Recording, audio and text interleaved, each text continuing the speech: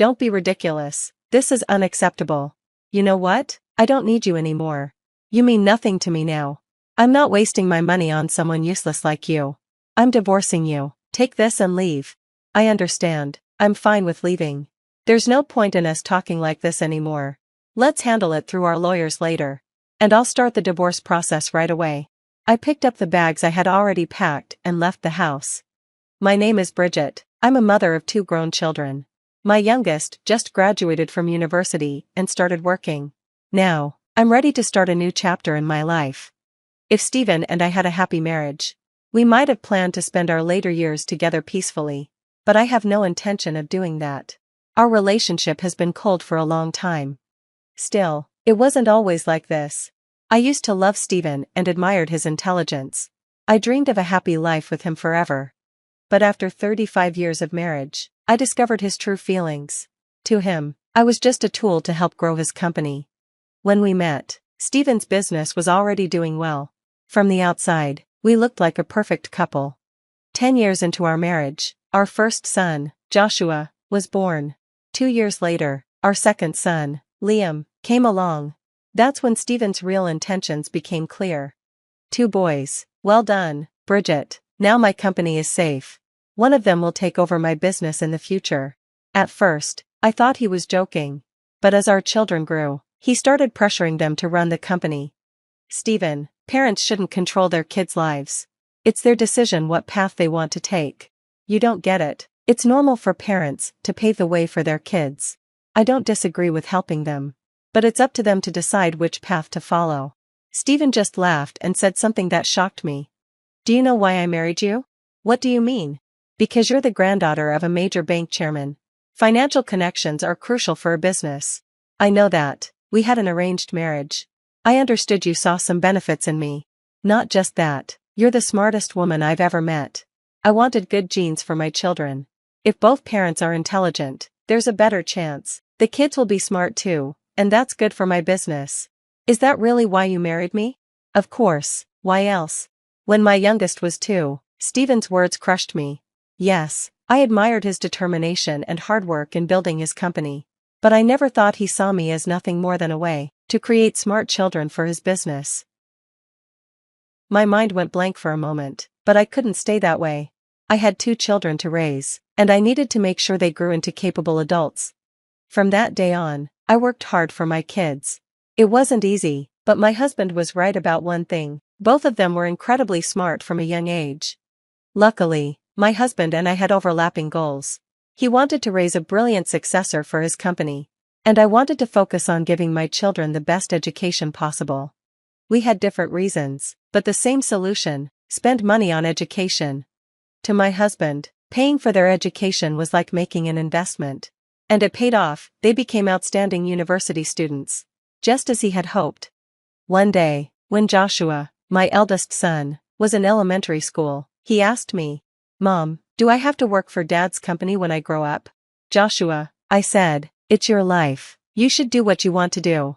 As long as you live responsibly and don't harm others, Mommy will be happy with whatever career you choose.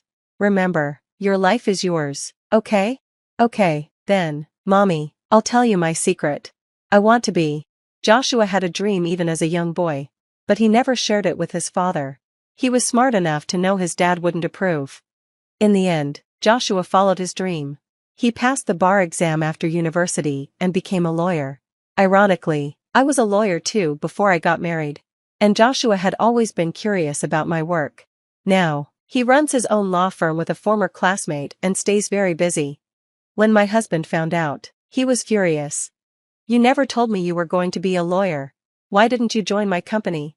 Do you know how much money I've spent on you? Quit that law firm and come work for me." My husband couldn't understand our children's choices, because he never truly spent time with them. He only saw them as heirs to his business. But Joshua stood his ground. "Father, do you really want me to stop being a lawyer? If I do well as a lawyer, I might be able to help your company in the future.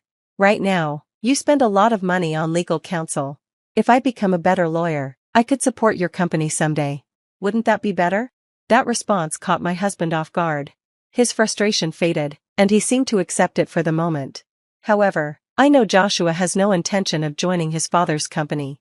For now, though, my husband chose to believe that he might someday. I knew my husband was thinking about how my eldest son, Joshua, might help his company in the future. But there was another, more important reason for his confidence: our second son, Liam. Liam was different from Joshua, but just as talented in his own way. My husband believed Liam, who would graduate from university in 2 years, would be a perfect fit to join the company. Because of what happened with Joshua, my husband made sure to remind Liam that it was his duty to join the business. Liam said he understood, which seemed to put my husband at ease. Liam, however, has always been his own person. Even as a child, he had a strong and independent personality. In kindergarten, he didn't always join the other kids in their activities, he did what he liked. But that didn't mean he was difficult. He played alone during recess, but in class, he worked well with others. One day, I found him standing by a tree after school. "Liam, honey, what are you doing?" "Mom, I'm a tree right now. I don't understand human language." "Oh, I see, but Mr. Tree, it's time to go home now, can you get ready for that?" "Okay." Liam was certainly unique, and he followed his own interests. He loved plants and nature from a young age. He even studied Chinese and Spanish so he could read research reports from other countries. After high school, Liam went abroad to study at a university.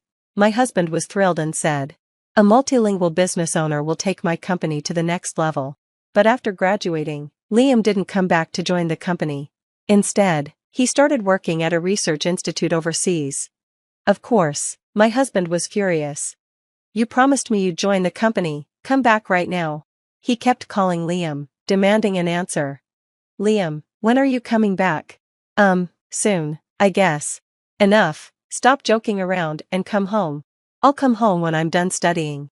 "Liam, knock it off."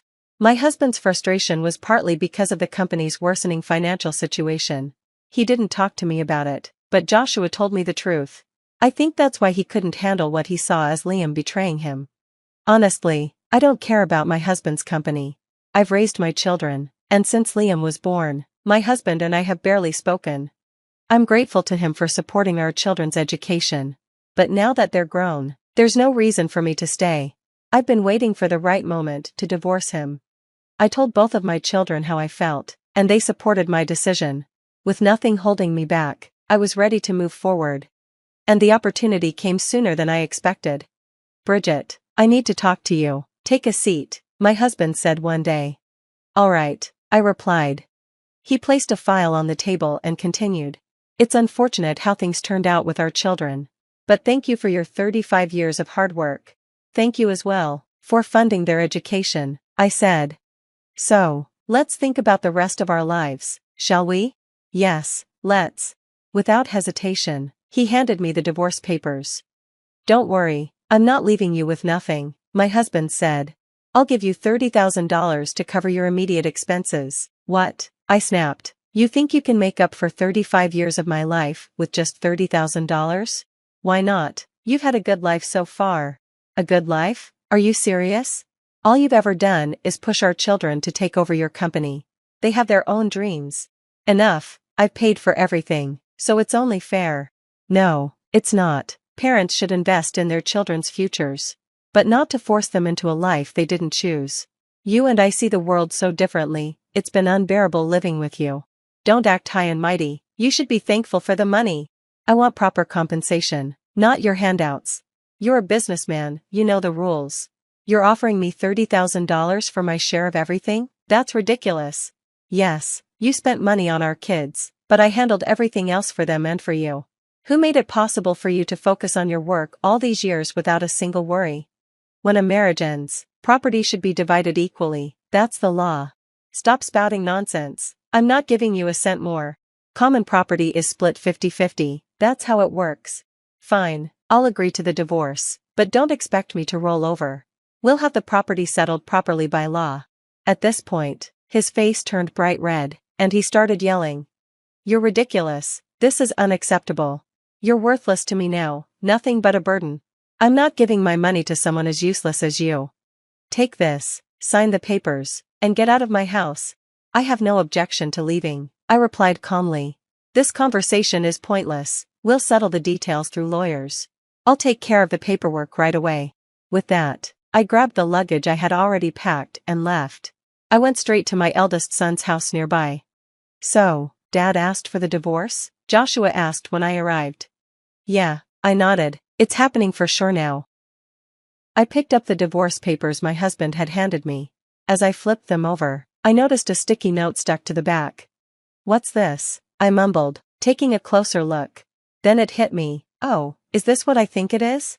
Without wasting a moment, I called Joshua and showed it to him. I knew it, he exclaimed. The rumors were true. Mom, you need to call the police. What? Why? I asked, confused. In this case, we'll actually need to involve the IRS and the prosecutor's office. Don't worry, I'll handle it, Joshua assured me. But, should I still call the police? Yes, Mom, he said firmly. It's important to have a record that you reported this. Oh, okay, you're right. 2 weeks later, my husband was arrested for fraud.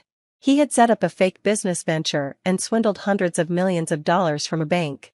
When he realized the fraud might be exposed, he even ordered his staff to destroy key documents. That sticky note on the back of the divorce papers had exposed everything. To me, my husband wasn't just someone I had been married to for decades, he was a criminal. The divorce went through shortly after his arrest. His company went bankrupt, and he had to sell off all his assets to repay the stolen money. But even then, it wasn't enough to cover the full amount. I was worried about how my eldest son, Joshua, would be affected by his father's imprisonment. But ironically, it made him a hero in the public eye for standing up and helping to expose his father's crimes. As for me, I never received my share from my broke ex-husband. Honestly, it wasn't something I was concerned with.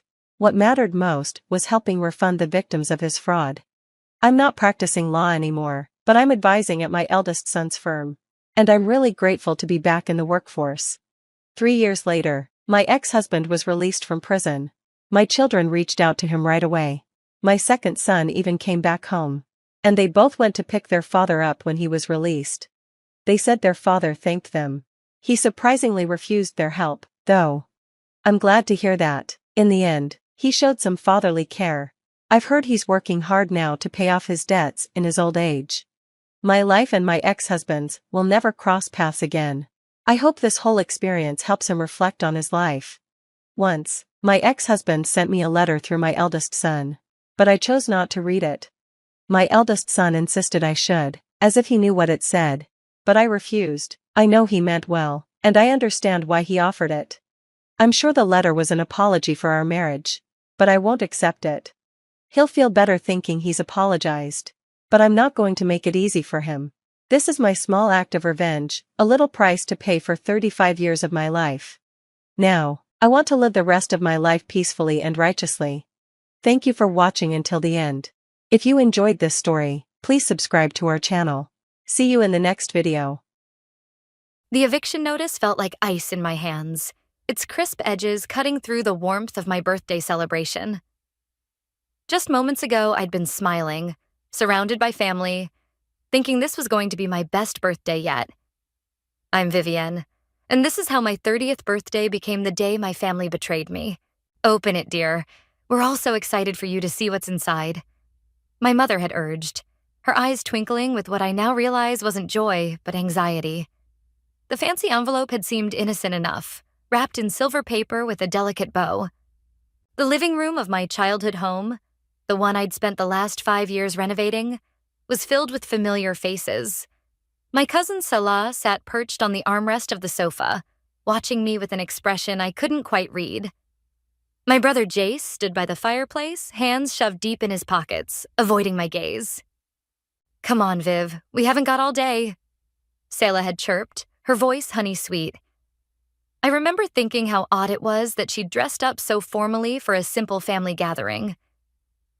As I tore open the envelope, birthday cake still sweet on my tongue, the legal document inside made my stomach drop. Notice of eviction, stared back at me in bold, unforgiving letters. What is this? My voice came out barely above a whisper. Mom? Dad? My mother's face crumpled. Sweetheart, we've been trying to find the right time to tell you. Tell me what? I stood up, the paper trembling in my hands. That you're kicking me out of my own home? The home I've poured my savings into? My heart into? Selah cleared her throat. Vivian, be reasonable. The house was never officially yours. The deed is still in your parents' names, and they've decided it's time for a change. A change? I spun to face her. What do you know about this? I'm just trying to help the family make the best financial decision, she said, smoothing her designer skirt. The market's hot right now, and... The market? I laughed, but it sounded more like a sob. This is my home, not some investment property. My brother finally spoke up. Viv, maybe we should discuss this privately. No. I slammed the paper down on the coffee table, making the cake plates rattle. I want answers now. Mom, Dad, why are you doing this? My father wouldn't meet my eyes. There have been concerns about your ability to maintain the property properly. Selah has shown us some concerning documentation. Documentation? I felt like I was drowning. What documentation? I've done nothing but improve this house. Look around you. New hardwood floors, updated kitchen, restored Victorian details. I did all of that. With questionable contractors. Selah interjected softly. And there are the noise complaints from neighbors, the unauthorized modifications. That's absolutely false. My voice cracked. I turned to my best friend Paisley, who stood frozen in the corner. Paise, tell them. You've been here through all the renovations. Paisley stepped forward, her face fierce. Everything Vivian's done has been by the book. I've seen all the permits myself, but my family's expressions remained unchanged. My mother reached for my hand. Sweetie, you have 30 days to... I jerked away from her touch. 30 days? To leave my home? On my birthday? The room started spinning. How long have you been planning this? Selah stood up, straightening her blazer. I think we should all calm down and discuss this rationally. The decision's been made, Vivian. Fighting it will only make things harder. Looking at her face, that perfectly composed mask of false concern, something clicked. This wasn't just about the house. This was calculated, planned. The formal outfit, the documentation she'd mentioned, the way she'd positioned herself as the voice of reason.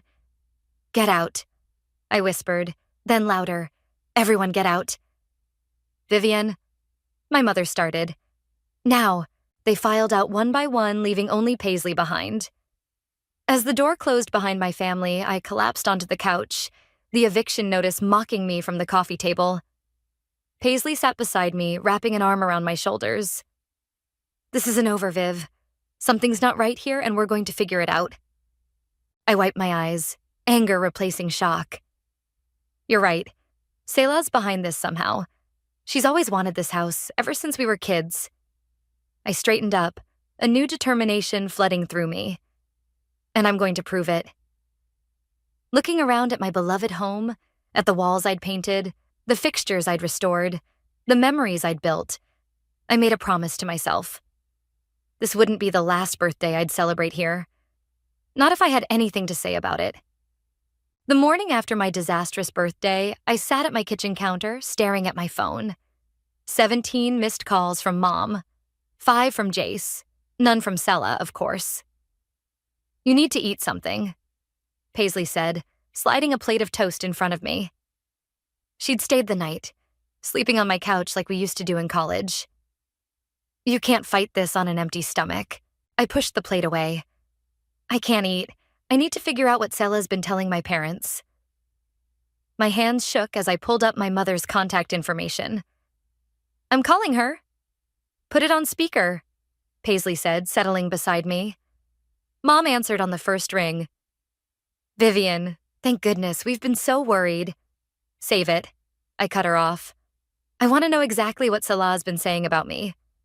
A heavy sigh crackled through the speaker. Honey, it's not just what Selah said. She showed us documentation of unauthorized construction, complaints from the neighborhood association. That's impossible. I slammed my hand on the counter.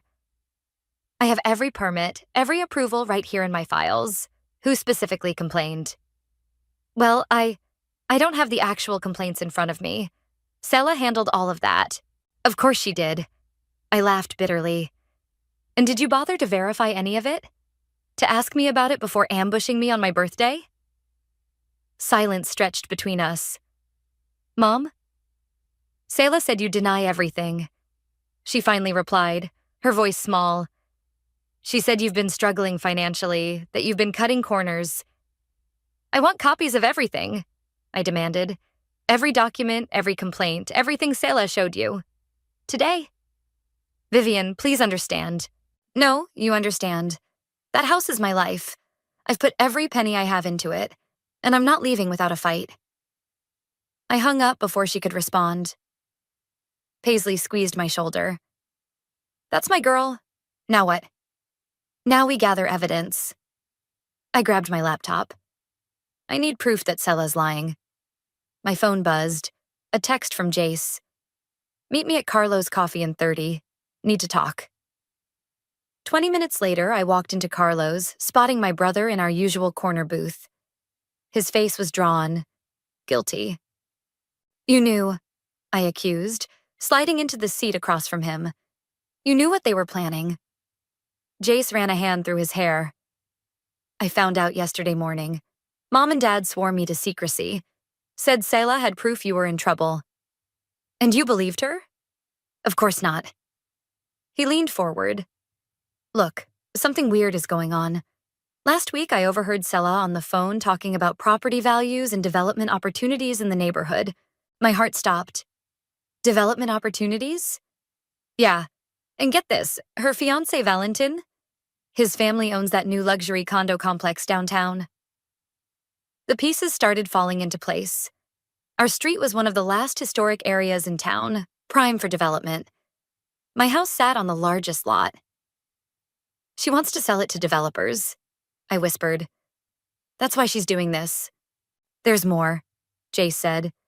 I did some digging. Selah's been meeting with the City Planning Commission. And guess who else attended those meetings? Mom and Dad? He nodded. They think they're protecting you from financial ruin, but Selah's playing them. She's convinced them selling is the only way to save you from yourself. My phone buzzed again. An email from Mom with attachments. I opened them, scanning quickly. These documents. I showed them to Jace. The letterhead is wrong. The permit numbers don't match my records. She forged them.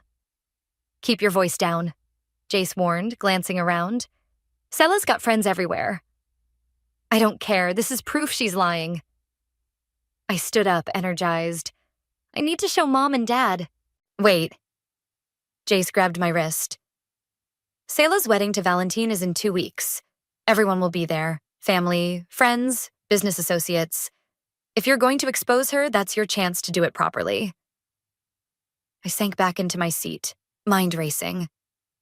2 weeks to gather evidence, to prove she's trying to steal my home for her fiancé's development company. I'll help, Jace said firmly. So will Paisley, but we have to be smart about this. I nodded, determination replacing despair. Selah thinks she's won, that I'll just roll over and accept this, but she has no idea what I'm capable of. Walking home, I called Paisley. Hey, remember that friend of yours who works at the city planning office?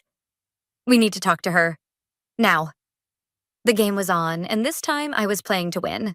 The planning office smelled like stale coffee and printer ink.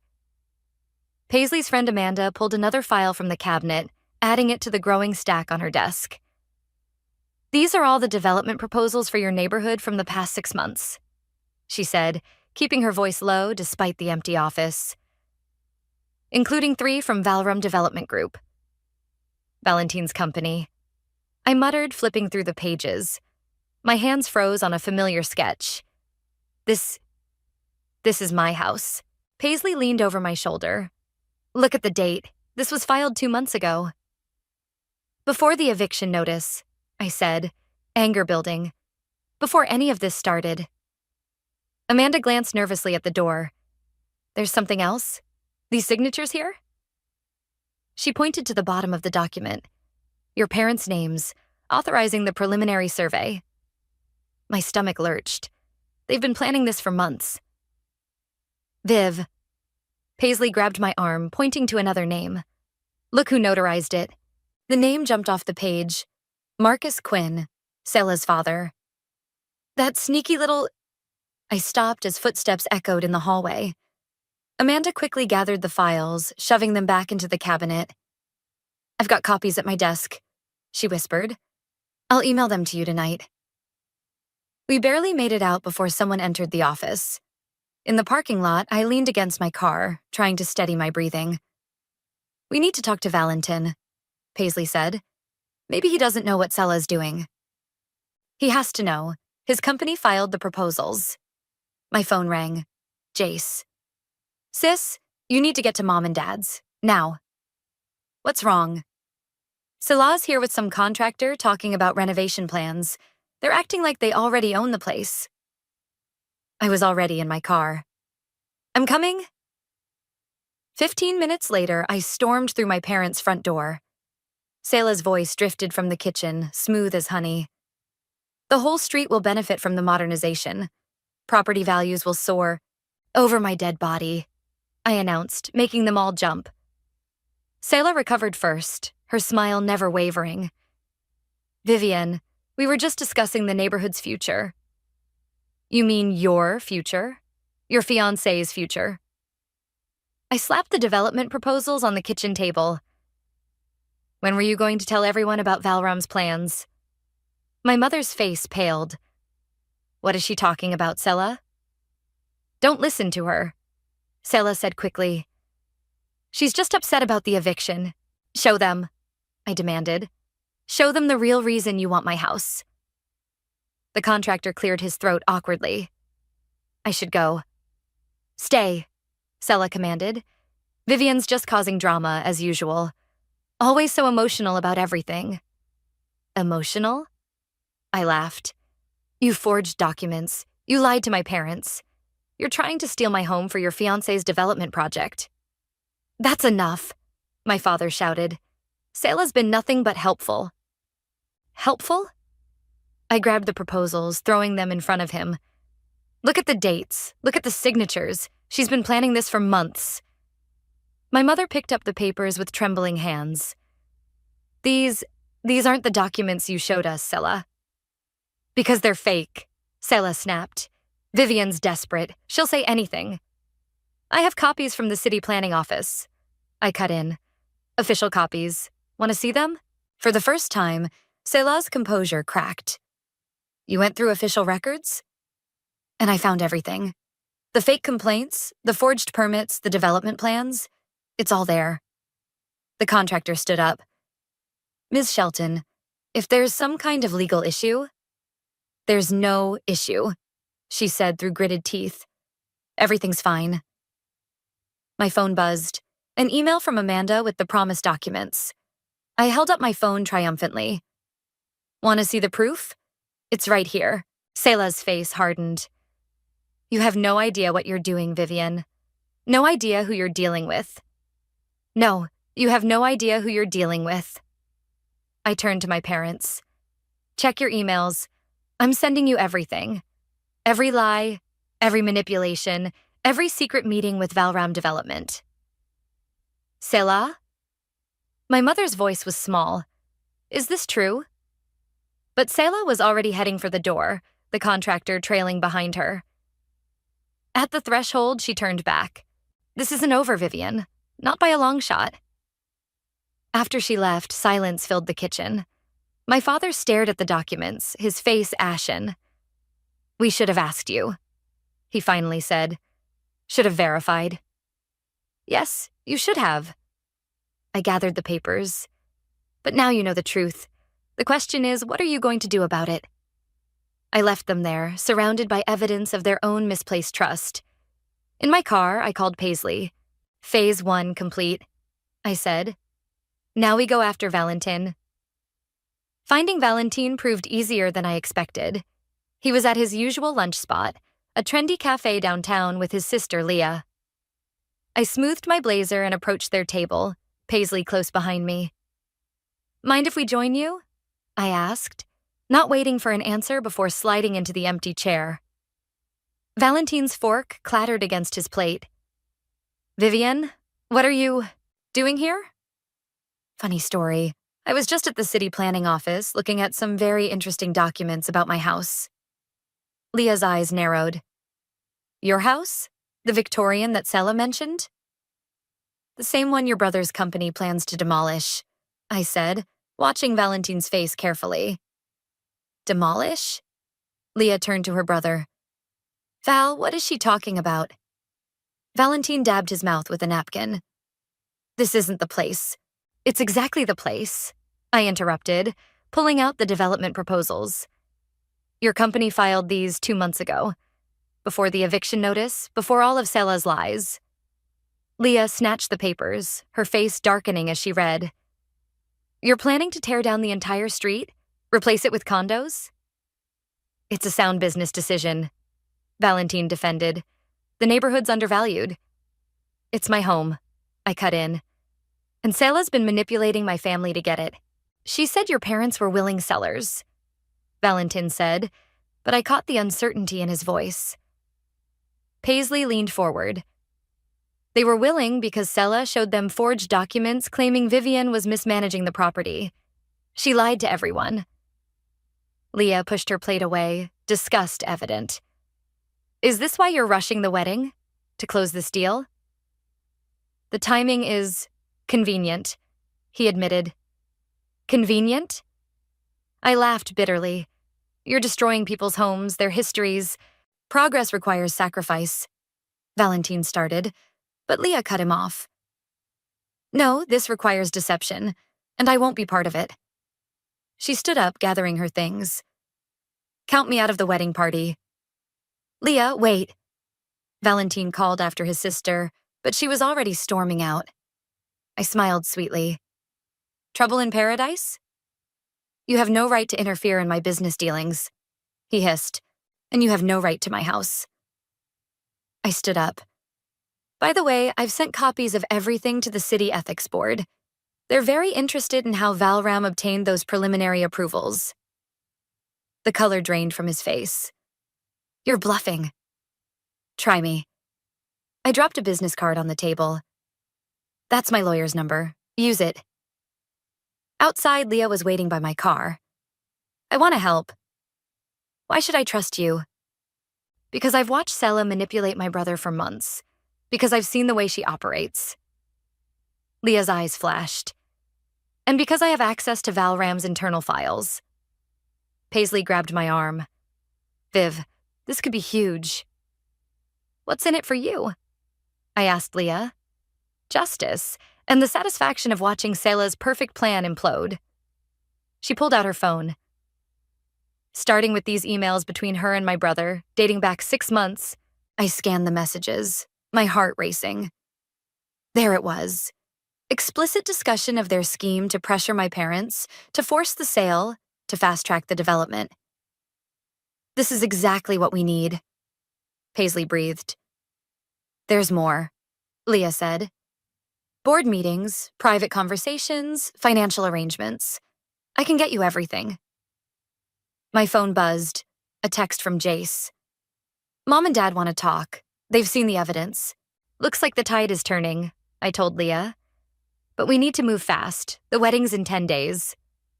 "Perfect timing for everything to fall apart." She smiled grimly. "I'll send you what I have tonight." As Leah walked away, Paisley turned to me. "Are you sure about this? Using her?" "She's using us too," I pointed out. "But right now we want the same thing." My phone buzzed again. An unknown number. The message made my blood run cold. "Back off now or you'll regret it. Some things are worth more than a house." S. Paisley read over my shoulder. "She's threatening you." "She's desperate," I corrected, saving the message as evidence. "And desperate people make mistakes." I headed toward my car, determination fueling every step. Let's go see my parents. It's time to show them exactly who they've been protecting. The pieces were falling into place, faster than I'd hoped. But Sela's threat lingered in my mind, a warning that this fight was far from over. and something told me the worst was yet to come. I woke to the sound of breaking glass. Jumping out of bed, I rushed downstairs to find my front window shattered, a brick lying among the shards. A note was wrapped around it. Final warning. My hands shook as I called the police. While waiting, I texted Paisley and Jace. They arrived before the officers did. "This has gone too far," Jace said, examining the brick. "You need to be careful, Viv." "I'm not backing down now." I handed the note to the police officer who was taking my statement. "This is connected to a larger situation. I have documentation." "Just file a restraining order," the officer suggested, looking bored. "Not much we can do without proof of who threw it." After they left, Paisley helped me board up the window. "At least we have Leah's evidence now. Those emails she sent last night are devastating." Speaking of which, I checked my phone. 3 missed calls from my mother. I need to go see them. They've had time to process everything. "I'm coming with you," Jace insisted. 20 minutes later, we sat in our parents' living room. Mom's eyes were red from crying. "We've been such fools," she whispered. "All those documents Salah showed us, we wanted to believe she was helping." "The development plans," Dad added, his voice heavy. "We had no idea they planned to demolish the whole street. We thought they were just renovating." "Sela knew exactly what buttons to push," I said. "She played on your concerns about me, made you think I was in trouble. She's been manipulating this family for years," Jace added. "Remember when she convinced you to give her grandma's jewelry instead of Viv?" Mom's face crumpled. "She said you didn't want it, that you thought it was old-fashioned." "I never said that." I swallowed hard. Just like I never made unauthorized changes to the house. Never had complaints from neighbors. "We know that now," Dad said. "We've talked to everyone on the street.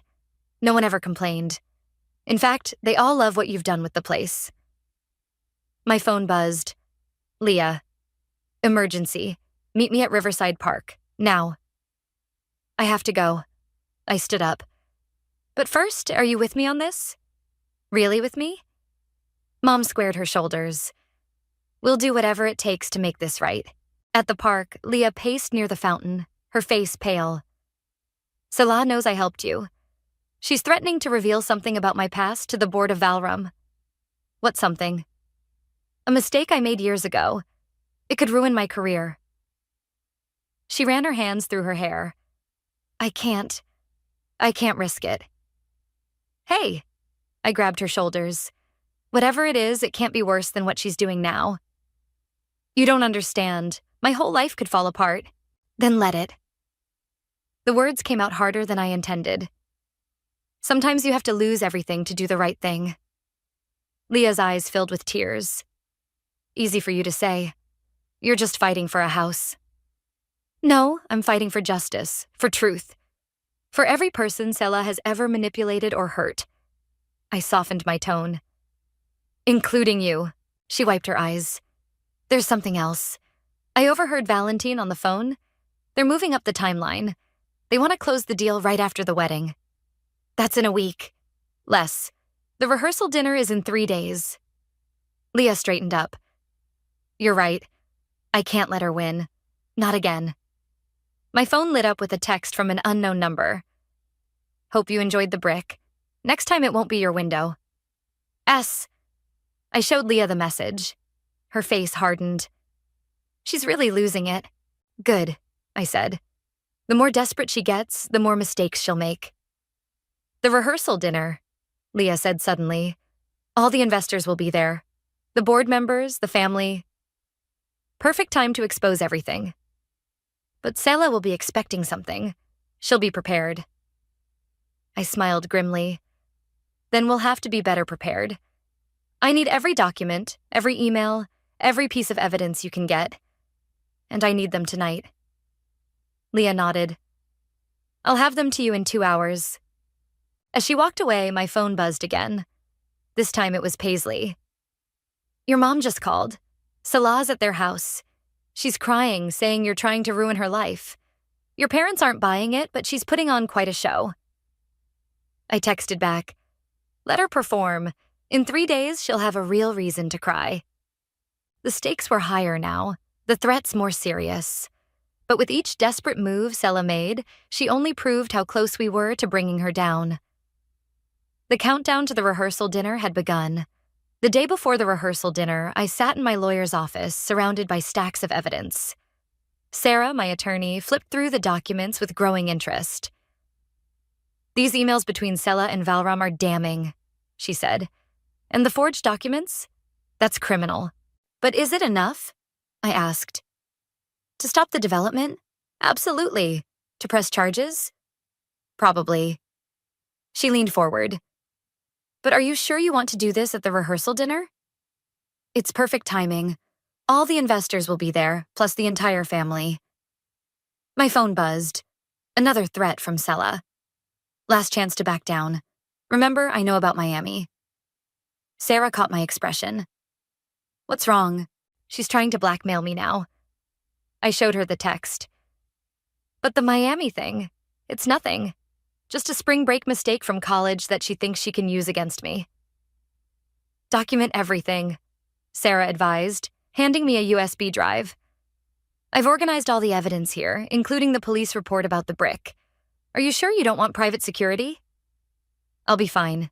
Jason Paisley will be with me tomorrow night." Outside the office, I found Leah waiting in her car. "Get in. There's something you need to see." She drove us to Valram's office building, parking in the underground garage. "Valentine and Sela are in a board meeting upstairs, but look at this." She pulled out her tablet, showing me security footage from earlier that day. Sela was arguing with someone in the garage. Her father. "Turn up the volume," I said. "I can't keep covering for you," her father was saying. "The notary stamps, the forged documents, it's too much risk." "Daddy, please, just one more day. After the rehearsal dinner, it won't matter anymore." "What's happening after the rehearsal dinner?" I asked Leah. "I don't know, but they've booked a private room at the restaurant. Invitation only, after the main event." My phone rang. Paisley. "Viv, you need to get home now. Someone's been in your house. I broke every speed limit getting back." Paisley and Jace were waiting outside. Inside, my breath caught. Every renovation I'd done, every wall I'd painted, every fixture I'd restored, had been photographed and marked with bright red X's. "They're documenting everything they plan to destroy," Jace said quietly. Paisley picked up a business card left on the counter.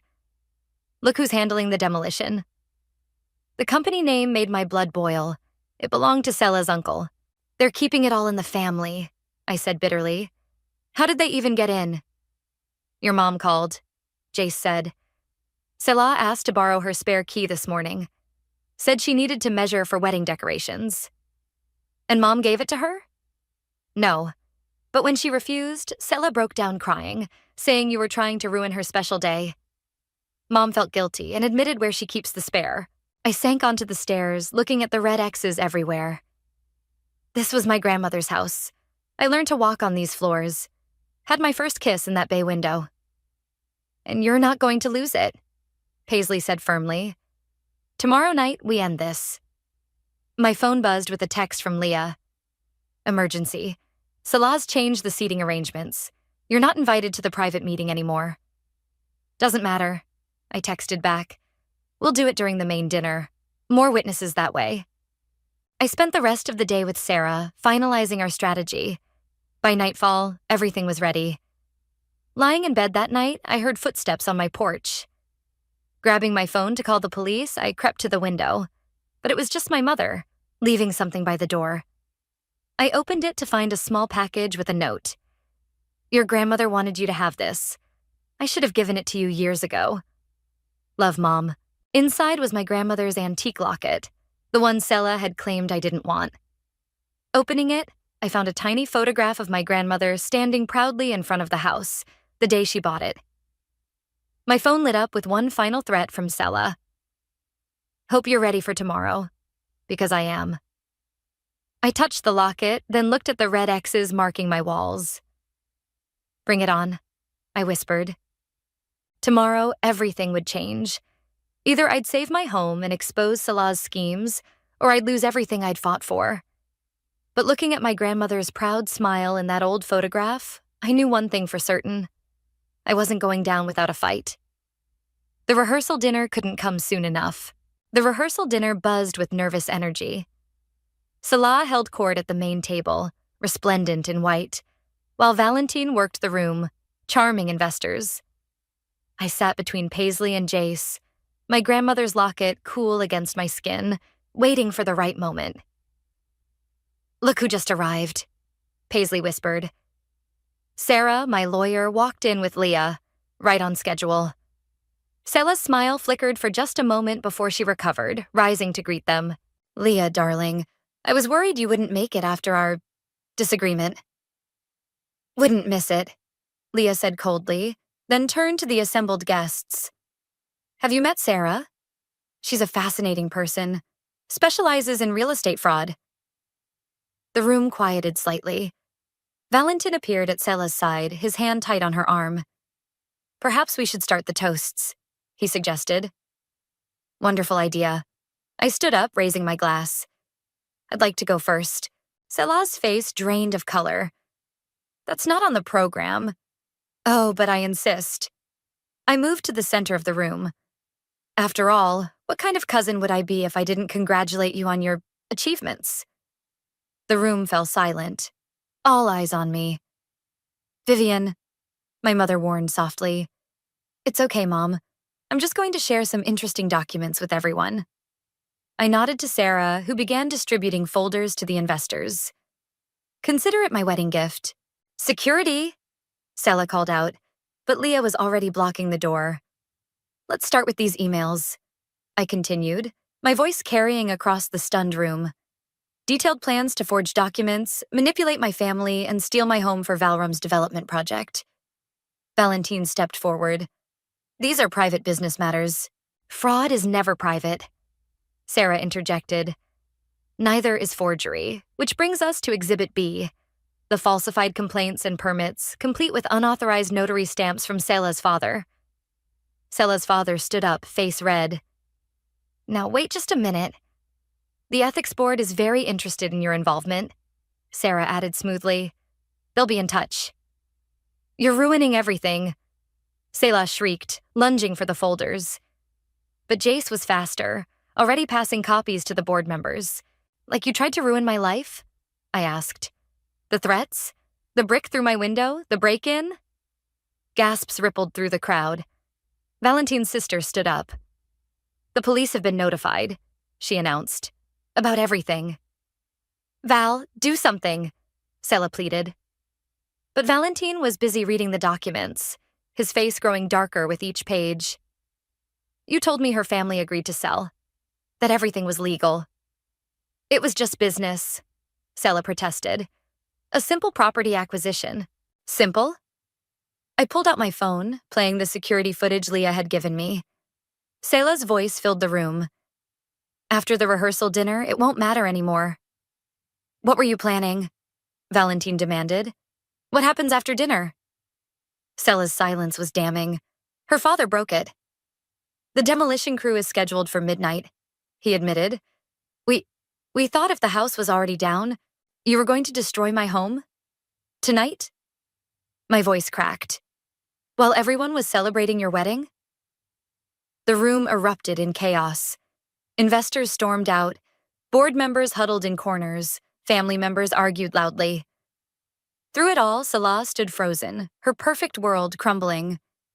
"The development deal is off," Valentine announced. "And so is the wedding." "But the deposits? The contracts?" Salah's voice was small. "Are void due to fraud," Sarah supplied helpfully, "as is the eviction notice." My mother approached Selah slowly. "How could you do this? To family?" "Because she never cared about family," I said quietly. "Only power, control, getting what she wants no matter who she hurts." Selah's composure finally broke. "You think you've won? You've ruined everything I worked for." "No." I touched my grandmother's locket. "You did that yourself. Every lie, every scheme, every betrayal. That was all you." The police arrived then, asking questions, taking statements. I watched as Selah's carefully constructed facade crumbled completely. "The house is yours," my father said, hugging me tight. "It always was. We forgot what family really means." Later, standing outside the restaurant, Paisley squeezed my hand. "How does it feel?" I looked at the night sky, thinking of my grandmother's photograph. Like justice, like home. My phone buzzed one last time. A message from Leah. "Board meeting tomorrow. Val Ram's pulling out of all neighborhood developments. You did it." Justice indeed. But watching Selah being escorted to a police car, mascara streaking her cheeks, I felt no joy in her destruction. Only relief that my home, my family's legacy, was safe at last. The morning sun streamed through my newly repaired window as I sipped coffee on my front porch. The newspaper headline caught my eye. "Valram Development faces investigation. CEO steps down." Below it, a smaller headline. "Local woman charged with fraud, criminal conspiracy." My phone rang. "Leah. Have you seen the news?" "Just reading it now. How are you holding up?" "Better than expected. The board appointed me interim CEO. Turns out exposing corruption has its perks." A car pulled into my driveway. My parents. Mom carried a large box while Dad lugged what looked like photo albums. "I'll call you back," I told Leah. Mom set the box down carefully. "We've been going through the attic. Found some things that belong here." Inside were pieces of my grandmother's life. Her journals, recipes, old letters. Dad opened one of the albums, pointing to a yellowed photograph. "That's her. The day she bought this house. Said it was the proudest moment of her life. Until you were born," Mom added softly. "She always wanted you to have it." The screen door creaked open as Paisley emerged with more coffee. "Look who just pulled up."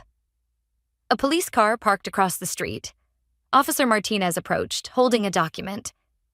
"Ms. Harding, we've recovered some items from Selah's office, things she took from your house." He handed me a folder. "Also thought you should know. She's agreed to a plea deal. Full confession." "Thank you," I said, taking the folder. Inside were old photographs she'd stolen years ago, claiming they'd been lost. "The DA wants to know if you'll testify about the harassment," Officer Martinez added. I looked at my repaired window, remembering the brick, the threats, the fear. "Yes, I will." He nodded and left. Mom touched one of the recovered photographs. "Your 5th birthday," she said. "Selah was so jealous of your party, she threw cake at you. We should have seen the signs back then." "We all miss the signs," I said. "But we can't change the past."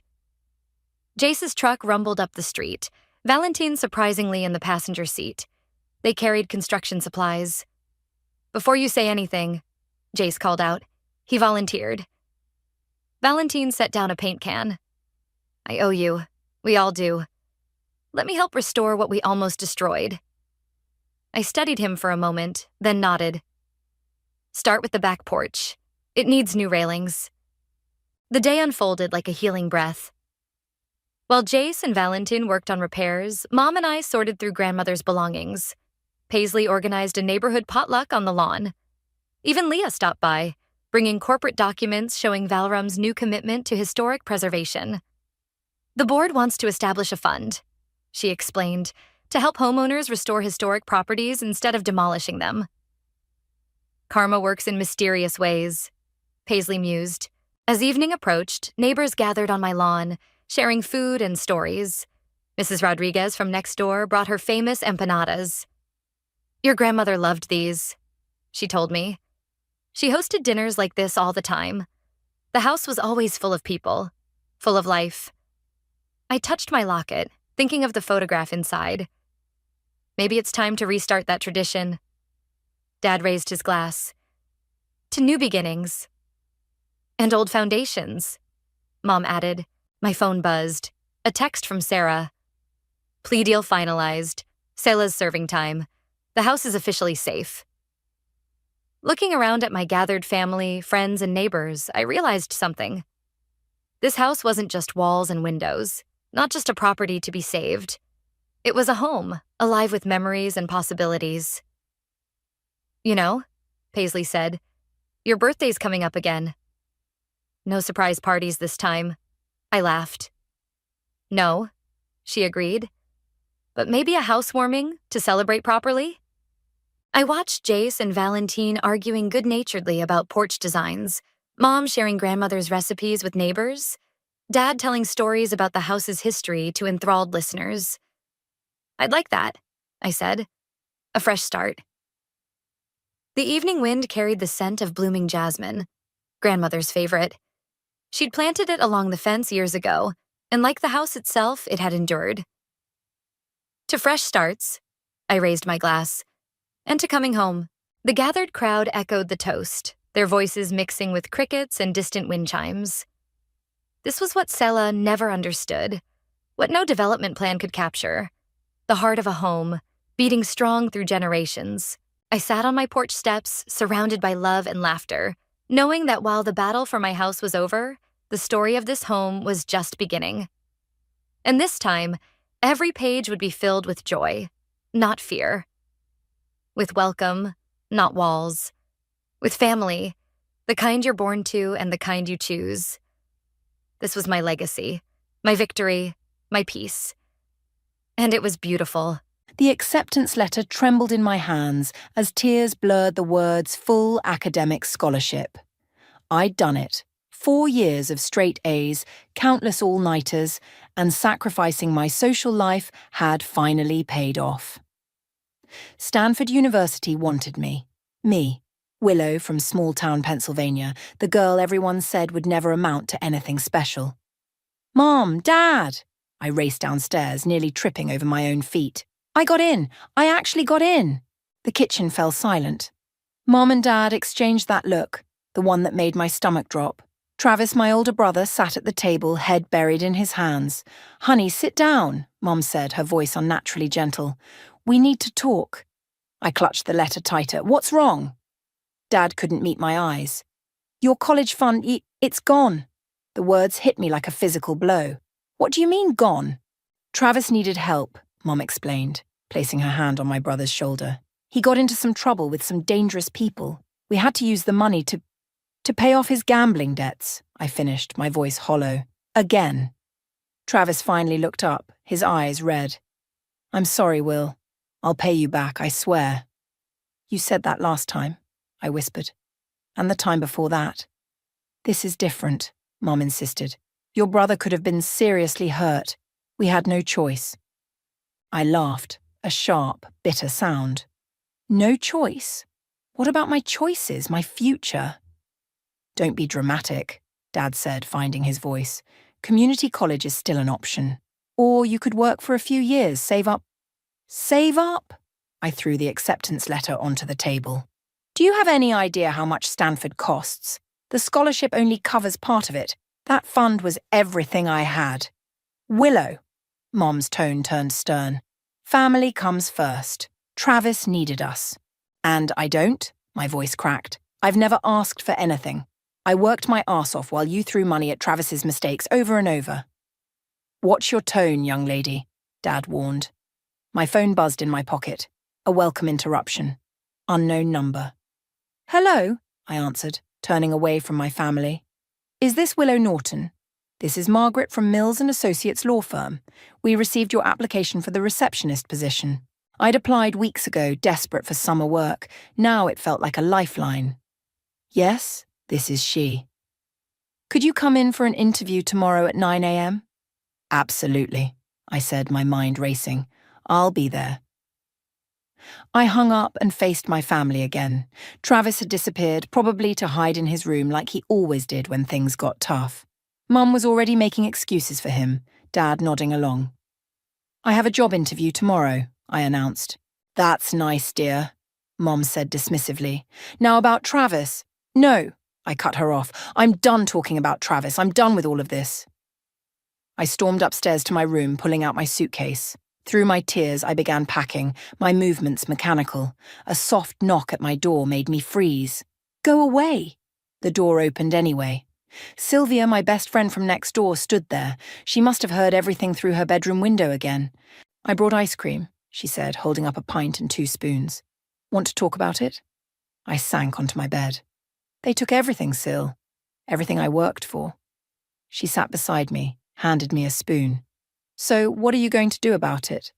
"I got a job interview at Mills and Associates." "The law firm?" Sylvia's eyes widened. "That's huge. It's just a receptionist position." "It's a foot in the door," she corrected. "And you're the smartest person I know. You'll work your way up." I stabbed my spoon into the ice cream. "They don't think I can do anything. Did you hear them? Community college is still an option." I mimicked Dad's condescending tone. "Then prove them wrong," Sylvia said simply. "Show them exactly what you can do." I looked at her, really looked at her, and something shifted inside me. The tears dried up. The helplessness transformed into determination. "You're right," I said slowly. "I'm done being the good daughter they can ignore. Done watching Travis destroy everything while they clean up his messes." "What are you going to do?" I smiled, and it wasn't entirely nice. "I'm going to become someone they can't ignore. Someone with real power." I glanced at my Stanford letter, now crumpled on the floor. "They think law school is out of reach? Fine. I'll learn law from the ground up instead." Sylvia grinned. "Now that sounds like a plan." I took another bite of ice cream, my mind already racing ahead. Tomorrow I'd walk into that law firm and start my new life. And someday, when my family needed help again, because they always did, they'd find out exactly who I'd become. Reception. "This is Willow speaking. How may I direct your call?" I balanced the phone between my ear and shoulder while sorting through a stack of documents. 3 months into my job at Mills and Associates, and I'd already memorized every partner's schedule, client preference, and filing system. "Hey, new girl," a friendly voice called out. I looked up to see Tobias, Mr. Mills's son, leaning against my desk. He pointed at my coffee cup. "That's stone cold. Want a fresh one?" "Thanks, but I can't leave the desk right now. Mr. Mills needs these briefs sorted before the Thompson meeting, I know." He grinned. "I'll watch the phones for 5 minutes. Go get yourself some caffeine." I hesitated, then grabbed my cup. The break room was mercifully empty, but as I reached for the coffee pot, I heard voices from the partners' lounge next door. "That new receptionist," Mr. Mills was saying. "She's something else." "The young one? Willow?" Another voice. Mr. Parker, I thought. What about her? She reorganized our entire filing system last week, found 3 missing depositions that could have cost us the Riverside case, and she's been studying the briefs in her spare time. "A receptionist who actually reads the briefs?" Mr. Parker chuckled. "That's a first." "She's wasted at that desk, Jacob. I'm thinking of moving her to paralegal." My hand froze on the coffee pot. Paralegal? After just 3 months? Eavesdropping? A woman's voice made me jump. I spun around to face a tall, elegant black woman in a crisp suit. "I'm Sylvia, new associate attorney, and you're Willow, right? The super receptionist everyone's talking about?" I stammered. She laughed. "Relax. I do my best intel gathering by the coffee machine too." She filled her own cup. "Word is, you're gunning for more than just answering phones." "I want to learn everything I can," I admitted.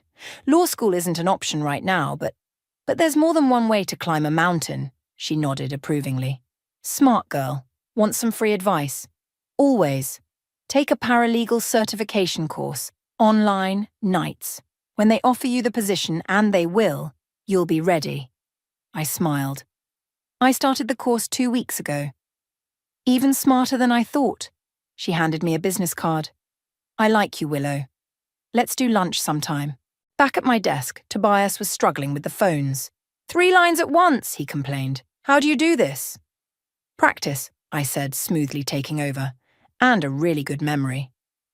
"Speaking of memory," he lowered his voice, "your brother called while you were gone, said it was urgent." My smile vanished. "Did he leave a message?" "Just asked you to call home." "Thanks." I wouldn't be calling back. Later that evening, as I was preparing to leave, my cell phone rang. Mom's number. I let it go to voicemail, but she called right back. "What?" I answered sharply. Don't take that tone with me, she snapped. We haven't heard from you in weeks. Travis needs... I'm at work, Mom. I can't talk. Work? That receptionist job? Honey, you need to think about your future. Your father knows someone at the bank who could... I have to go. I hung up, hands shaking. Family trouble? I jumped. Mr. Mills stood behind me, coat in hand. I'm sorry, sir. I don't usually take personal calls at work. Willow, he said kindly, I've been watching you. You're first in, last out. You study every document that crosses your desk. You've learned our filing system better than people who've been here for years. I straightened my shoulders. I want to learn everything I can, sir. Why? Because knowledge is power, I said without thinking, then blushed. I mean, no, you're exactly right, he smiled. How would you like to move up to paralegal? We'll adjust your schedule so you can finish your certification. My heart raced. I'd love that opportunity, sir. Good. And Willow? He paused at the door. Whatever's going on with your family, don't let it distract you. I see real potential in you. After he left, I sat at my desk, staring at my phone. 3 missed calls from Mom, 2 from Travis. Let them call. Let them need me. I opened my laptop and pulled up my paralegal coursework. Every hour studying was another step away from being that helpless girl whose dreams they'd stolen, another step toward becoming someone with real power. Knowledge is power, I whispered to myself, and began to read. 4 years flew by like pages in a windstorm. I stood in front of my office mirror, adjusting my new designer blazer, a gift to myself for making junior partner at 31. The brass nameplate on my desk still gave me a thrill. Willow Norton, partner. A knock at my door interrupted my moment of pride. Come in, Sylvia breezed in, now head of corporate law. Ready for the Henderson meeting? It's going to be brutal. When isn't it? I grabbed my tablet. Did you see their latest counteroffer? Insulting is what it was. She paused, studying my face. You okay? You look tired. Travis called last night, first time in 2 years. Ah. She sat on the edge of my desk. What did baby brother want? Didn't answer, but he left 6 voicemails, each more desperate than the last. Show me your game face, Sylvia demanded. I straightened my spine, lifted my chin, and let my expression cool into what Tobias called my shark smile. Better? Perfect. Now let's go eat some CEOs for breakfast. The Henderson meeting was exactly as brutal as predicted, but I'd learned from the best. 4 hours later, I had them exactly where I wanted them. So we're agreed, I said, sliding the contract across the table. 20 million plus restructuring terms. This is highway robbery, Henderson growled. No, I smiled my shark smile. This is business. Sign, or we'll see you in court. They signed. Back in my office, I finally checked my voicemails. Travis's voice increasingly panicked. Will, please, I really need to talk to you. It's bad this time. Really bad. They're going to take the house, Will. Mum and Dad's house. Please call me back. I don't know what to do. They're giving us 30 days. Willow, please, I'm begging you. I was still staring at my phone when Tobias walked in. Earth to Willow. Dad's looking for you. Sorry, I gestured at the phone. Family stuff? He perched on my desk, our old familiar positions reversed now that I had the corner office. Want to talk about it? Not much to say. They made their choices, I made mine. Yeah, but they're still family. I shot him a look. Easy to say when your family supported your dreams instead of stealing them. Fair point. He stood. Anyway, Dad wants to see you about the Martinez case. And Will? He paused at the door. Whatever you decide, I've got your back. Mr. Mills was waiting in his office, looking exactly as he had the day he hired me, just a little grayer at the temples. Sit down, Willow. Tell me about Henderson. Signed and delivered, 20 million plus all our terms. Excellent, he leaned back. You've come a long way from that receptionist desk. Thanks to you, sir. No, he shook his head. Thanks to you. Your drive, your determination. I just opened the door, you walked through it. My phone buzzed again. Travis. Problem? Mr. Mills asked. No, sir, just... Family? When I nodded, he continued. You know, I've never asked about them. Seemed like a sore subject. They made some choices I couldn't forgive. Ah, he studied me. And now they need your help? I looked up, startled. How did you— 30 years in law, Willow. I know that look. He paused. Want some advice? Always, sir. Sometimes the best revenge isn't punishment, it's success. He smiled. You've proven yourself. Maybe it's time to show them exactly who you've become. Back in my office, I pulled up the county records database. Sure enough, there it was. A foreclosure notice on my parents' house. They were underwater on the mortgage, months behind on payments. My phone rang again. Mom this time. Willow? Her voice was smaller than I remembered. Please don't hang up. What do you want, Mom? We need help. The bank. They're going to take the house. Travis tried everything, but what? His gambling buddies won't loan him more money. That's not fair, she protested weakly. No, I laughed. What's not fair is stealing your daughter's future to enable your son's addiction. What's not fair is— I stopped, took a breath. You know what? Never mind. I'll help. You will? The relief in her voice was painful. Yes, but we'll do this my way. All of you come to my office tomorrow at 2 p.m. Your office? Mills and Associates, 23rd floor, don't be late. I hung up and stared out my window at the city below. Mr. Mills was right. I'd proven myself. Now it was time to show my family exactly who they'd underestimated. Let them come to my territory. Let them see my name on the door, my view from the top. Let them finally see me. At 1:55 p.m, my assistant buzzed. Your family is here. Give me 2 minutes, then send them in. I stood behind my desk, smoothing my skirt. The wall of legal degrees and awards behind me felt like armor. The door opened. Mum entered first, looking smaller than I remembered, followed by Dad, who'd gone completely grey. Travis shuffled in last, unable to meet my eyes. Have a seat. I gestured to the chairs facing my desk. Willow, Mum started. This is quite an office. Partner perks. I sat down. So, tell me about the foreclosure. They exchanged glances. Travis cleared his throat. It's my fault. I borrowed against the house to cover some debts. Promised I'd pay it back, but you gambled that money away too? I finished, my voice ice cold. It wasn't like that, Mom jumped in. He was trying to invest— In what, Mom? Poker? Horses? Or has he graduated to sports betting? Now listen here, Dad finally spoke up. We didn't come for a lecture. No, you came for money. I opened a folder on my desk. The house is worth $320,000. You owe $425,000, thanks to multiple home equity loans. You're 4 months behind on payments, and the bank has initiated foreclosure proceedings. How did you— Travis started. I'm a lawyer, Travis. Finding information is what I do. I leaned forward. Here's what I don't understand. Where did all that equity go? The house was paid off when I left for college. Silence. That's what I thought. I stood up, walking to my window. You know what's interesting? I pulled Travis's credit report. 7 maxed-out credit cards, 3 personal loans, and somehow he still has a gambling account with weekly deposits. You had no right, Travis jumped up. Sit down. My voice cracked like a whip. He sat. I have every right. You're asking me for help?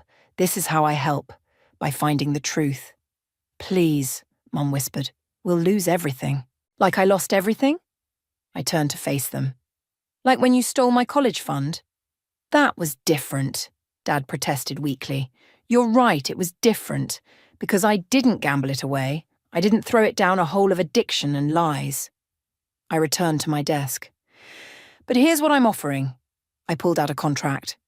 I'll buy the house, pay off the mortgage, clear the debt, but there are conditions. What conditions? Travis asked suspiciously.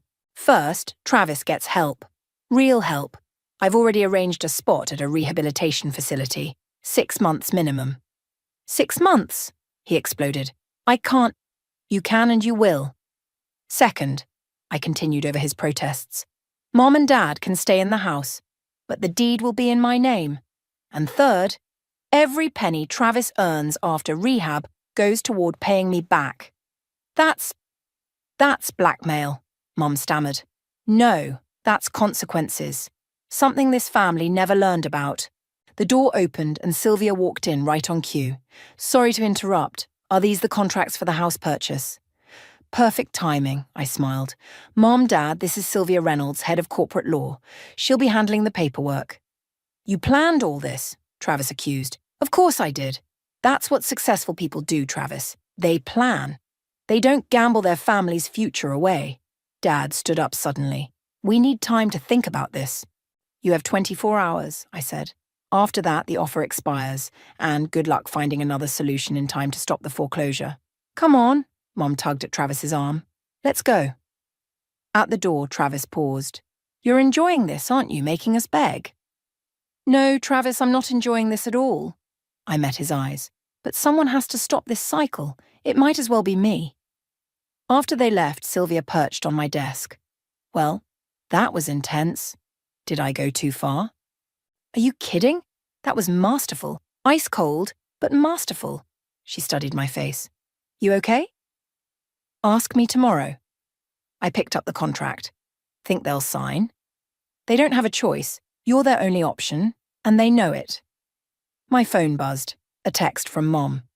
We'll sign, but I hope you're happy with what you've become.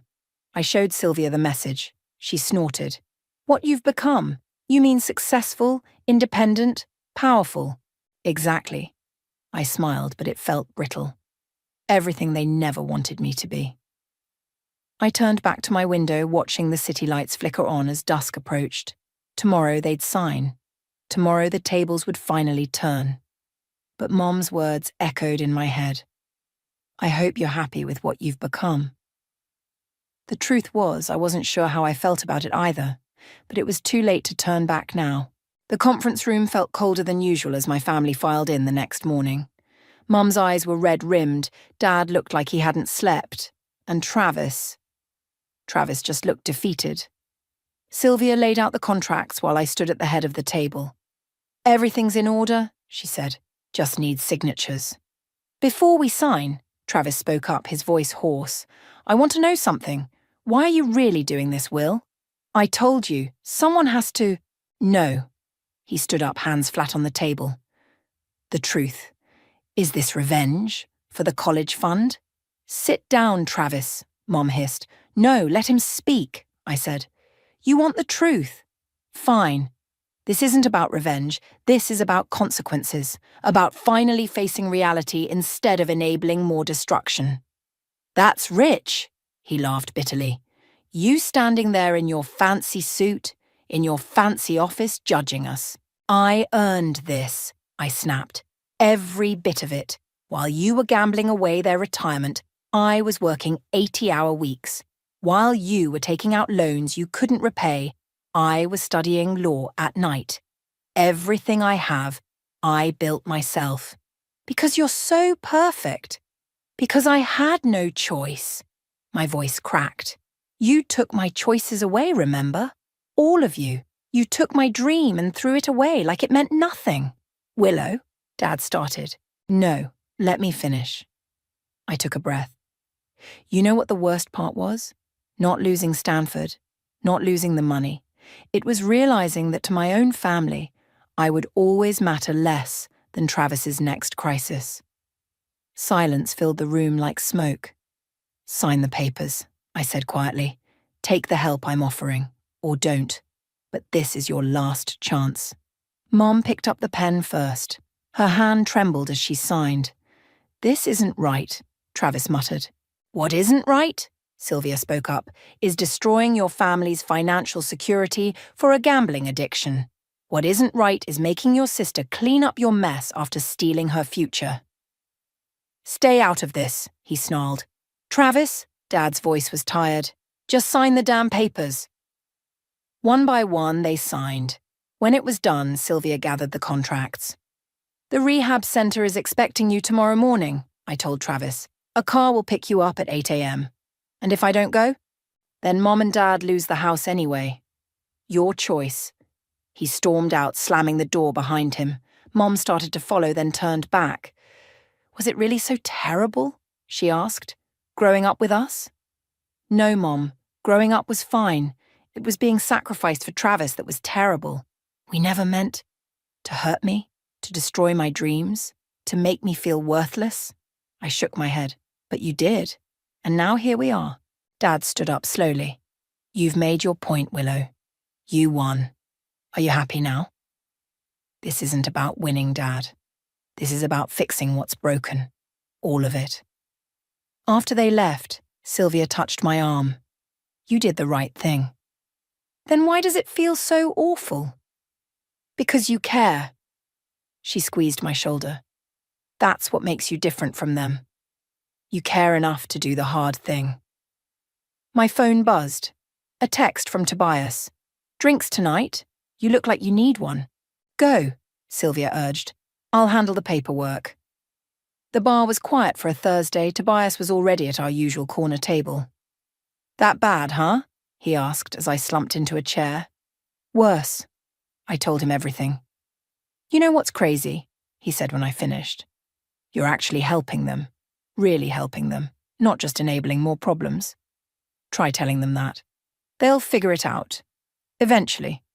He signaled for more drinks. Remember what Dad always says about tough cases? Sometimes the right decision feels wrong until it proves itself right. Exactly. He raised his glass. To doing the right thing even when it hurts. I clinked my glass against his, but before I could drink, my phone buzzed again. Travis. What? I answered. I'll go, he said quietly. To rehab. I'll go. Something tight in my chest loosened slightly. Good. But not for you, he added quickly. For Mom and Dad. And for me, I guess. That's even better. A pause. I really messed up, didn't I? Everything. Everyone. Yes, I said softly. But maybe now you can start fixing it. After we hung up, Tobias raised an eyebrow. Progress. Maybe. I stared into my drink. Or maybe just another promise he won't keep. Only one way to find out. Yeah. I took a sip. Time will tell. And for the first time since this all began, I felt something close to hope. 3 months after Travis entered rehab, Mum called during my lunch break. He's doing well, she said, her voice cautiously optimistic. The counsellors say he's making progress. That's good. I picked up my salad, waiting for the other shoe to drop. He asked if you'd visit. There it was. I don't think that's a good idea. Please, Willow, he's really trying this time. Before I could respond, Sylvia burst into my office. Turn on the news. Now. I switched on the wall-mounted TV. Mum, I have to go. The headline made my blood run cold. Major law firm implicated in fraud scandal. Below it, a familiar name scrolled across the screen. That's impossible, I whispered. We handled their accounts. Emergency partner meeting in 5 minutes, Sylvia said grimly. The conference room was chaos. Partners shouting over each other, associates hovering nervously by the walls. Mr. Mills stood at the head of the table, looking older than I'd ever seen him. Quiet, he commanded. The room fell silent. The Henderson Group has been charged with massive securities fraud. They're claiming we knew about it. That's ridiculous, I stood up. I handled their contracts personally. Everything was... They're saying you specifically signed off on fraudulent documents. The room spun. What? They're trying to save themselves, Tobias spoke up, throwing us under the bus. Willow, Mr. Mills said quietly, did you check every document they provided? Of course I stopped, remembering. There had been so many papers, so many meetings. Had I missed something? My phone buzzed. Travis. Not now. We need to review everything, Sylvia announced. Every contract, every email, every post-it note. Already on it, I pulled out my tablet. I kept copies of everything. Hours blurred into days. I barely left the office, surviving on coffee and determination. My phone kept buzzing. Travis, Mom, Dad. I ignored them all. On the 4th day, Tobias found me asleep at my desk. Go home, he ordered. You're no good to anyone like this. Can't. Almost found... Something's not right with these numbers. Willow, he took my coffee cup away. You need rest. What I need is to not lose everything I've built. The words burst out of me. Do you know what they'll do if this sticks? I'll be disbarred. Everything I worked for, gone. Just like your college fund, he finished gently. I laughed, slightly hysterical. Karma's a bitch, right? This isn't karma. This is corporate sharks trying to save themselves. He paused. Have you talked to Travis? What does Travis have to do with anything? He keeps calling the office, says it's important. Everything's important with Travis. My phone buzzed again. Travis. For God's sake, answer it, Tobias said. I did. What? Will, listen. The Henderson thing. I know something. I sat up straight. What are you talking about? One of the guys here in rehab, he used to work in their accounting department. He's been watching the news and he says he has proof they were cooking the books way before you got involved. Put him on. An hour later, I burst into Mr. Mills's office clutching my phone. I've got it. Proof Henderson was committing fraud before they ever came to us. They doctored their books before presenting them. He looked up sharply. You're sure? My brother's rehab mate worked there. He kept copies of everything. Original documents, altered versions, emails discussing the changes. He's willing to testify. Mr. Mills smiled for the first time in days. Your brother's rehab mate? Sometimes help comes from unexpected places, I said softly. That night, I finally went home. My phone buzzed. Travis again. Thank you, I said when I answered. Did it help? More than you know. A pause. I'm trying, Will. Really trying this time. I know. The counselor says I should make amends. Real ones, not just words. I sank onto my couch. And I'm sorry. For everything. The college fund, the house, all of it. I know sorry doesn't fix it, but... No, I agreed. It doesn't fix it, but it's a start. Another pause. Will you visit? Please? I closed my eyes, thinking of karma and consequences of help from unexpected places. Next weekend, I said finally. I'll come next weekend. After we hung up, I stared at my reflection in the window. The woman who looked back wasn't the angry girl whose dreams were stolen, nor the cold lawyer seeking revenge. She was something in between, something still evolving. Maybe we all were. The rehab centre looked more like a college campus than a medical facility. I sat across from Travis in the visitors' lounge, both of us clutching paper cups of mediocre coffee. You look good, I said, and meant it. The haunted look in his eyes had faded. 4 months clean. He smiled slightly. Longest I've gone since college, probably. Mum says you're doing well. Most days. He fidgeted with his cup. Some days are harder, but I'm learning to deal with it. Actually deal with it, not just run away. A comfortable silence fell between us. The first in years. I found something, he said suddenly, pulling an envelope from his pocket. When I was cleaning out my old room at Mom and Dad's, before coming here. My stomach tightened. What is it? Letters. From Stanford. He slid the envelope across the table. From after we took your money. My hands shook as I opened it. Inside were dozens of letters spanning months. Financial aid offers, work-study programs, alternative payment plans. They wanted me, I whispered. They were trying to help me find a way. Mom and Dad hid them. Travis couldn't meet my eyes. They said it would just hurt you more, seeing what you couldn't have. But really, they just didn't want you to leave. Why are you showing me this now? Because you deserve to know the whole truth. About everything. He took a deep breath, including why they really took your college fund. My coffee went cold as Travis talked. About Dad's gambling debts from years ago. About Mom's secret credit cards. About how my college fund hadn't just gone to Travis's gambling. It had gone to cover decades of family financial secrets. They used me as the scapegoat, he said quietly. Let you blame me because, well, I was already the screw-up, right? Why didn't you tell me? Because I was guilty too. Maybe not of everything, but enough. He ran a hand through his hair.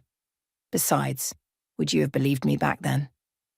Before I could answer, my phone buzzed. Dad's number. Speaking of truth, Travis said, they know I'm telling you today. That's probably them now, I answered. Hello? Don't listen to him, Dad's voice was desperate. He's confused. The rehab is making him... Is it true? I cut him off. Did you hide the Stanford letters? Silence. Did you use my money to cover your gambling debts too? Willow, please. I'm coming over, I said. Now. And this time, we're all going to tell the truth. I found them in their kitchen. My kitchen now, technically. Mum was stress baking, the counter covered in cookies no one would eat.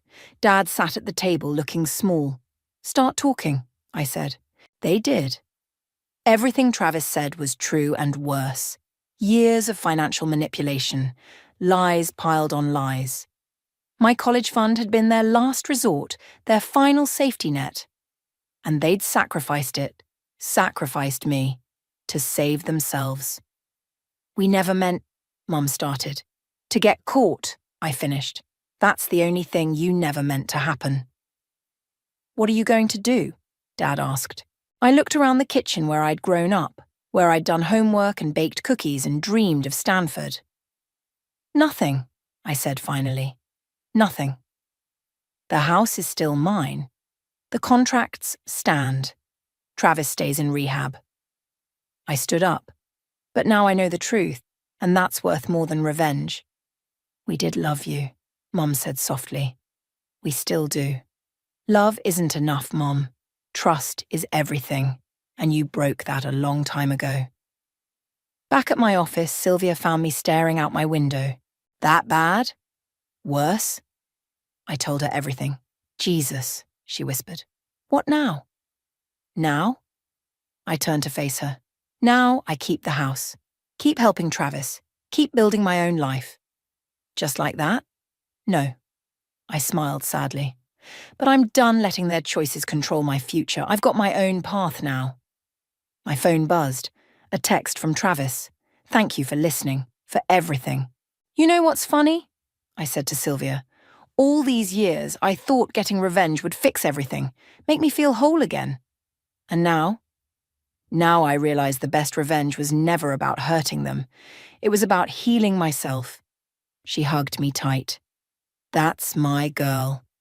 Another text came through from Mr. Mills. Dinner tonight? We need to discuss your future at the firm. Speaking of futures, I showed Sylvia the text. Want to bet he's finally ready to make me senior partner? After how you handled Henderson, it's about damn time. I looked at my reflection in the window, remembering that broken girl whose dreams were stolen. She wasn't broken anymore. She was finally, truly free. Senior partner, Mr. Mills announced, raising his glass. The youngest in the firm's history. The private dining room at La Maison erupted in applause. Sylvia hugged me, Tobias whistled, and the other partners nodded approvingly. Speech, someone called out. I stood, smoothing my dress. Thank you, all of you. Especially you, Mr. Mills, for seeing something in that determined receptionist all those years ago. I saw myself, he said quietly. Someone hungry for success, not because of greed, but because of necessity. My phone buzzed. Travis. Sorry, I told the group. I need to take this. In the restaurant's quiet hallway, I answered. Everything okay? Just finished my last therapy session, he said. 6 months clean today. Congratulations. The counselor thinks I'm ready to start working again. Actually, he hesitated. Remember that accounting degree I never finished? What about it? I'm going back. Online classes at first, but it's a start. That's amazing, Travis. I was thinking, he continued, maybe when I graduate I could help out at the firm. In the accounting department. I mean, I know I have to earn trust back, but one step at a time, I said gently. Focus on your degree first. Right. Yeah, he paused. Mom and Dad asked about you. What did you tell them? The truth, that you're doing great, that you're stronger than any of us knew. Back in the dining room, Mr. Mills was deep in conversation with Sylvia about the Henderson case. The evidence Travis's rehab mate provided had blown the case wide open, saving not just our firm but potentially dozens of investors. Speaking of Henderson, Mr. Mills turned to me. The SEC wants to know if you'll testify next month. Already prepared my statement. That's my girl, He smiled proudly. You know, I never had daughters. But, if I did... My phone buzzed again. Mom this time. A text. Saw your promotion in the paper. We're proud of you. If you ever want to talk... I showed Sylvia the message. You going to respond? She asked. Not tonight. I put the phone away. Tonight is about celebrating. Willow, Tobias called out. Tell them about the pro bono program you're starting. All eyes turned to me. It's nothing fancy, I said. Just a legal aid initiative for families facing foreclosure. Free counsel, payment plans, addiction resources if needed. Turning your pain into purpose, Sylvia whispered. Something like that. Later, as the party wound down, Mr. Mills pulled me aside. You've come so far, he said, but something's still bothering you. I got everything I wanted, I admitted. Success, power, revenge, so why doesn't it feel complete? Because revenge is empty without forgiveness. Not for them, but for yourself. I thought about Mom's text, about Travis's recovery, about all the lies and truth between us. I can't forget what they did. No one's asking you to forget, but maybe it's time to write a new story. One where you're not the victim, but the victor. My phone buzzed one last time. Dad, the house feels empty without you. Your old room is still here. Always will be. I typed back. Having dinner with my other family tonight. My chosen family. Maybe someday we can all have dinner together, but not yet. Baby steps, Mr. Mills said, reading over my shoulder. That's how empires are built. And families rebuilt? Sometimes. He squeezed my shoulder. But first you build yourself. The night air was crisp as we left the restaurant. Sylvia linked her arm through mine. So, senior partner, what's next? I looked up at the city lights, at the world of possibilities stretching before me. Next, we help people. We build something meaningful. We turn all this power into purpose. And your family? They're part of my story, I said slowly. But they don't get to write the ending anymore. I do. My phone lit up with responses. Support from Travis. Understanding from Dad. Hope from Mom. Not forgiveness. Not yet. But possibility. You know what the best revenge really is? I asked Sylvia. What's that? Living well. Building something good from something broken. And choosing your own path no matter what anyone else planned for you. She hugged me tight. Now that's a revenge story worth telling. Above us, stars peeked through the city's glow, reminding me of that night years ago when I'd stared at my Stanford acceptance letter. I hadn't gotten that dream, but I'd built new ones, better ones, stronger ones. And this time, no one could take them away. Because this time, I wasn't just surviving. I was thriving. And that was the sweetest revenge of all. The conference room felt like a prison cell as I watched 15 years of dedication crumble in front of me. My father's face had turned that particular shade of red I'd grown to dread, while my mother wrung her hands in her lap, avoiding eye contact. I'm Lexi, and until today, I was the creative director of Burke Eco Solutions, our family's sustainability company. The same company I'd given up art school for. The same company I'd poured my heart and soul into since I was 19. These reports are fabricated, I said, spreading the documents across the polished table. Landon's been cutting corners with our suppliers. We're using non-biodegradable materials and marketing them as eco-friendly. My younger brother lounged in his chair, a smirk playing at the corners of his mouth. You've always been jealous of my success, sis, just because you can't handle modern business practices. Modern business practices, I shot back. You mean fraud? That's enough. My father's fist came down hard on the table, making the water glasses rattle. Lexi, these accusations are ridiculous. Landon has increased our profits by 40% since taking over operations. By lying to our customers, everything we built this company on. Times change, my mother interrupted softly. We need to adapt. I pulled up the company website on my tablet, hands shaking. Look at this. 100% sustainable materials. That's a lie. We're no better than the companies we used to criticize. Landon rolled his eyes. God, you're so dramatic. This is business, not your little art projects. The mention of art stung more than it should have. I'd wanted to go to art school since I was 12, but when the family business needed help, I'd put those dreams aside. Now here I was, watching my brother destroy everything we'd built.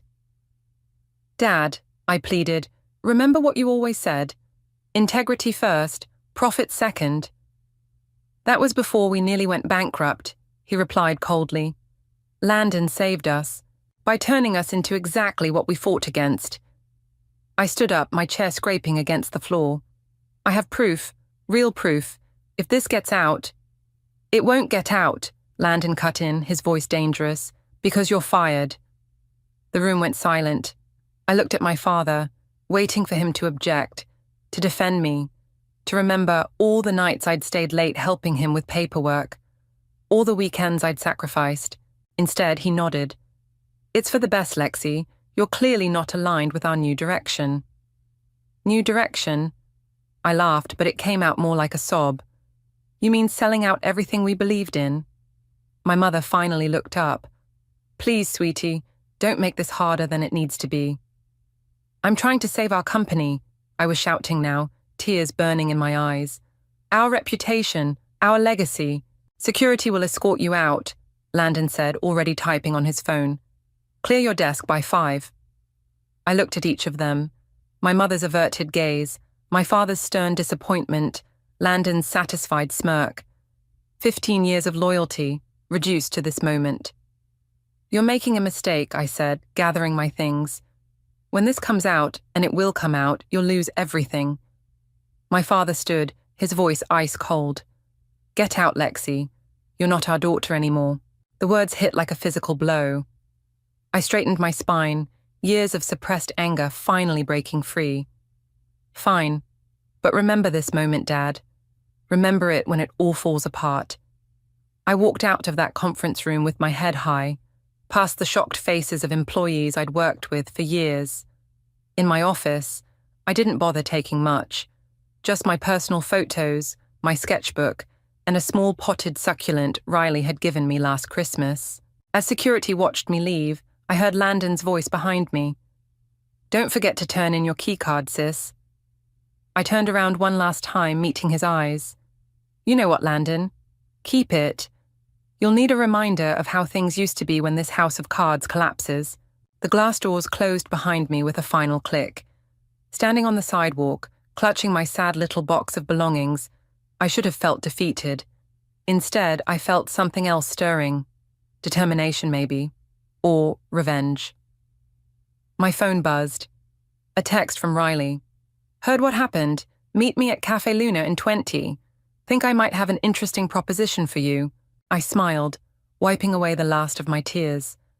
They thought they were ending my story, but maybe they were just giving me the push I needed to start a new one. And this time, I'd write it my way. Cafe Luna was packed with the usual afternoon crowd, but I spotted Riley immediately. She always stood out with her signature red blazer and no-nonsense posture, a remnant from her corporate days. As I approached, she pushed a steaming mug across the table, ordered your usual, double-shot oat milk latte, extra hot. You're a lifesaver, I said, sinking into the chair, though I could use something stronger. Already ahead of you. She pulled out a small flask and discreetly added a splash to both our coffees. Getting fired by your own family deserves at least Irish coffee. I took a long sip, letting the warmth spread through my chest. How did you hear so fast? Your brother's already bragging about it on LinkedIn. Exciting changes in upper management or some corporate BS like that. Of course he is. I gripped the mug tighter. 15 years, Riley. 15 years of my life, and they threw me away like yesterday's recycling. Their loss? Riley leaned forward, her eyes sparking with that look I knew meant trouble. But maybe it's your gain. Remember Noel Jenkins? The guy who created that solar-powered water filtration system. The very same. He's looking for partners for a new venture. Sustainable products, but with a focus on design and artistry. The minute I heard what happened, I called him. My heart skipped. Riley, I can't. Yes, you can. She pulled out her tablet, sliding it across the table. Look at this proposal. They need someone who understands both sustainability and aesthetics. Someone who can make eco-friendly products beautiful. I scrolled through the documents, my artist's eye catching on the preliminary designs. They were good, but they could be better. My fingers itched to sketch improvements. There's more, Riley said, watching my reaction. Someone wants to meet you, someone big. Who? Angelina Tran. I nearly choked on my coffee. The Angelina Tran, widow of... The same. She's been following your work at Burke for years. Says you're the only one who stayed true to the original vision. But she never meets with anyone. Not since her husband. She'll meet with you. Tomorrow morning, her estate. Riley's phone buzzed. That's Noel now. He can meet us for dinner tonight if you're free. My head was spinning. 24 hours ago, I thought my career was over. Now, what if I'm not ready? I whispered. What if... Stop. Riley reached across the table, gripping my hand. Remember when I got pushed out of Global Green? You told me something I never forgot. Sometimes being pushed off a cliff teaches you that you had wings all along. I laughed despite myself. That sounds more profound than anything I'd say. Well, you were drunk at the time, she grinned. But you were right. Look at me now, consulting for the top eco-firms in the country, making triple what I did before. Sometimes the worst thing that happens to you is exactly what needs to happen. My phone lit up with a text. My mother. Please reconsider. We can work this out as a family. I turned the phone face down without responding. You know, Riley said, watching me, the best revenge isn't destroying your enemies. It's succeeding so spectacularly, they have to watch from the sidelines. I don't want revenge, I said automatically, then paused. Okay, maybe a little revenge. That's my girl. Riley stood, gathering her things. Dinner with Noel at 7 Pines at 7. Wear something that says future CEO who's going to change the world. I don't have anything that says that. Yes, you do. That black dress you wore to the Sustainability Awards last year, the one that made your brother's girlfriend jealous. I smiled, remembering. You're right, I do still have that. Perfect. Riley headed for the door, then turned back. Oh, and Lexi. One more thing. Angelina specifically mentioned your art background. Bring your portfolio tomorrow. My portfolio?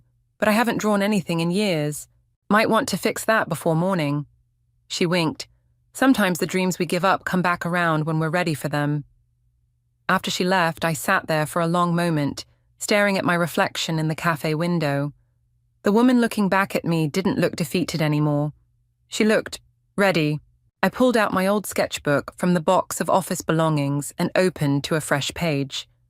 My hand remembered the motions, even after all these years, as I began to sketch what could be beautiful, sustainable products that didn't compromise either aesthetics or ethics. My phone buzzed again. This time it was Landon. Hope you're not bitter about today. Business is business. I didn't respond.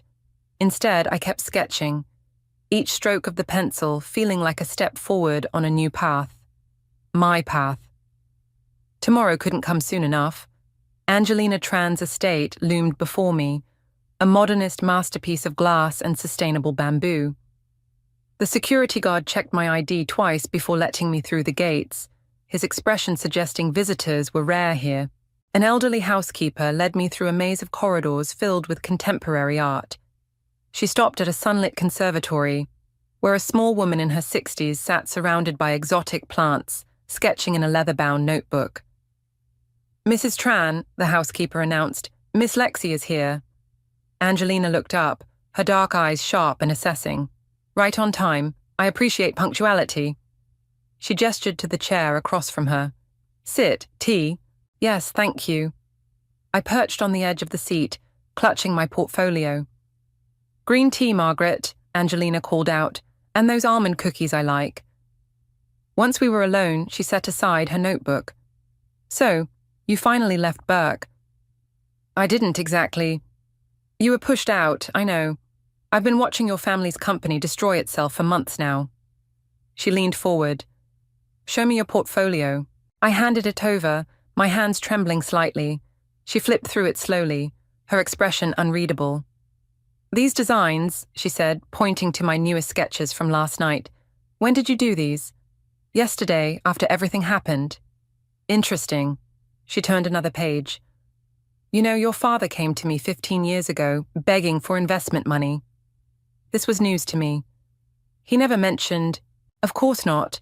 I turned him down. She smiled thinly. My husband had just died, and everyone thought I would sell our company. Instead, I transformed it into something better, something true to our original vision. I remember, you were the first major corporation to go completely carbon neutral. Yes, and it cost us nearly everything. She closed my portfolio. Your brother's changes at Burke, they're exactly what my competitors tried to pressure me into. Cutting corners, greenwashing, putting profit over planet. The housekeeper returned with tea and cookies. Angelina waited until she left before continuing. Last night, you had dinner with Noel Jenkins. How did you... I know everything that happens in this industry, dear. What did you think of him? I thought about our dinner conversation, how Noel's eyes had lit up when I showed him my designs. He's brilliant, passionate, but he needs help with the aesthetic side of things. Yes, Angelina sipped her tea. And you need help with the business side. That's why I called you here. She stood walking to a wall of windows overlooking her magnificent gardens. I'm going to tell you something I've never told anyone. The day my husband died, he left me a letter. He said, don't let them turn our dream into their profit. I've spent 20 years honoring that promise. She turned back to me. Now I'm ready to do more. I want to mentor you, Lexi. I nearly dropped my teacup. Me? You have what I had back then, fire, principle. And now, you have nothing left to lose. She smiled. That makes you dangerous. I don't want to be dangerous. I just want to create something meaningful. The two aren't mutually exclusive. She returned to her seat. Your dinner with Noel went well. Riley's on board. Now you need capital, connections, and knowledge. I can provide all three. My heart was racing. Why me? Because you remind me of myself. And because... She hesitated. Your father didn't just ask me for money 15 years ago. He tried to steal my husband's patents while we were still grieving. Did you know that? I felt sick. No, of course not. You were too busy sacrificing everything to save his company. Her voice softened. Sometimes karma needs a little help, don't you think? I set down my teacup. What exactly are you proposing? I'll invest in your venture with Noel, teach you everything I know, open every door. Her eyes glittered. In return, you'll build something so revolutionary, so successful, that Burke Eco Solutions becomes irrelevant. You want me to destroy my family's company? No, dear. I want you to build something better. They'll destroy themselves. She pushed a folder across the table. Here's my offer. Take it home. Read it carefully. I stood on shaky legs, clutching the folder. I'll think about it. Don't think too long. Opportunities like this are like butterflies. Beautiful but fleeting. She walked me to the door. Oh, and Lexi, check page 6 of that folder. I think you'll find the information about your brother's overseas suppliers particularly interesting. As I drove home, my mind was spinning. The folder sat heavy in my bag, full of promises and secrets. My phone buzzed, a text from my mother. Your father's blood pressure is through the roof. How could you do this to us? I pulled over, took out the folder, and turned to page 6. What I read made my decision for me. Sometimes karma does need a little help. 3 months flew by in a whirlwind of meetings, designs, and late-night planning sessions. Our new company, Eden Essence, had taken over the entire top floor of a renovated warehouse. I stood at the window, watching the sunrise paint the sky pink, when Riley burst through the door. They're here, the first prototype samples. Noel followed behind her, carrying a large box. Hot off the sustainable bamboo production line, my hands shook as I lifted the lid. Inside lay our first product line, a collection of home goods that looked more like art pieces than eco-friendly alternatives. I picked up a water pitcher, running my fingers over the organic curves I'd sketched months ago. "It's perfect," I breathed. "The bamboo glass fusion actually worked, and it's 100% traceable," Noel added, pulling up specs on his tablet. "Every component, every worker, every step of production, completely transparent and ethical." Riley was already snapping photos. "The pre-orders are going to go crazy when people see these. We've got lifestyle influencers lined up, sustainable living bloggers." My phone buzzed, a news alert about Burke Eco Solutions. I opened it, my heart stopping as I read the headline. "Major eco company faces investigation over false environmental claims." "Guys," I said, turning my phone around. "Look." Riley whistled low. "Wow, someone leaked documents about their overseas suppliers." "Someone?" Noel raised an eyebrow at me. "Not me." I set the phone down, though I might know who did. The article detailed exactly what I'd discovered months ago. The toxic materials, the exploited workers, the falsified certificates. Landon's handiwork, all of it.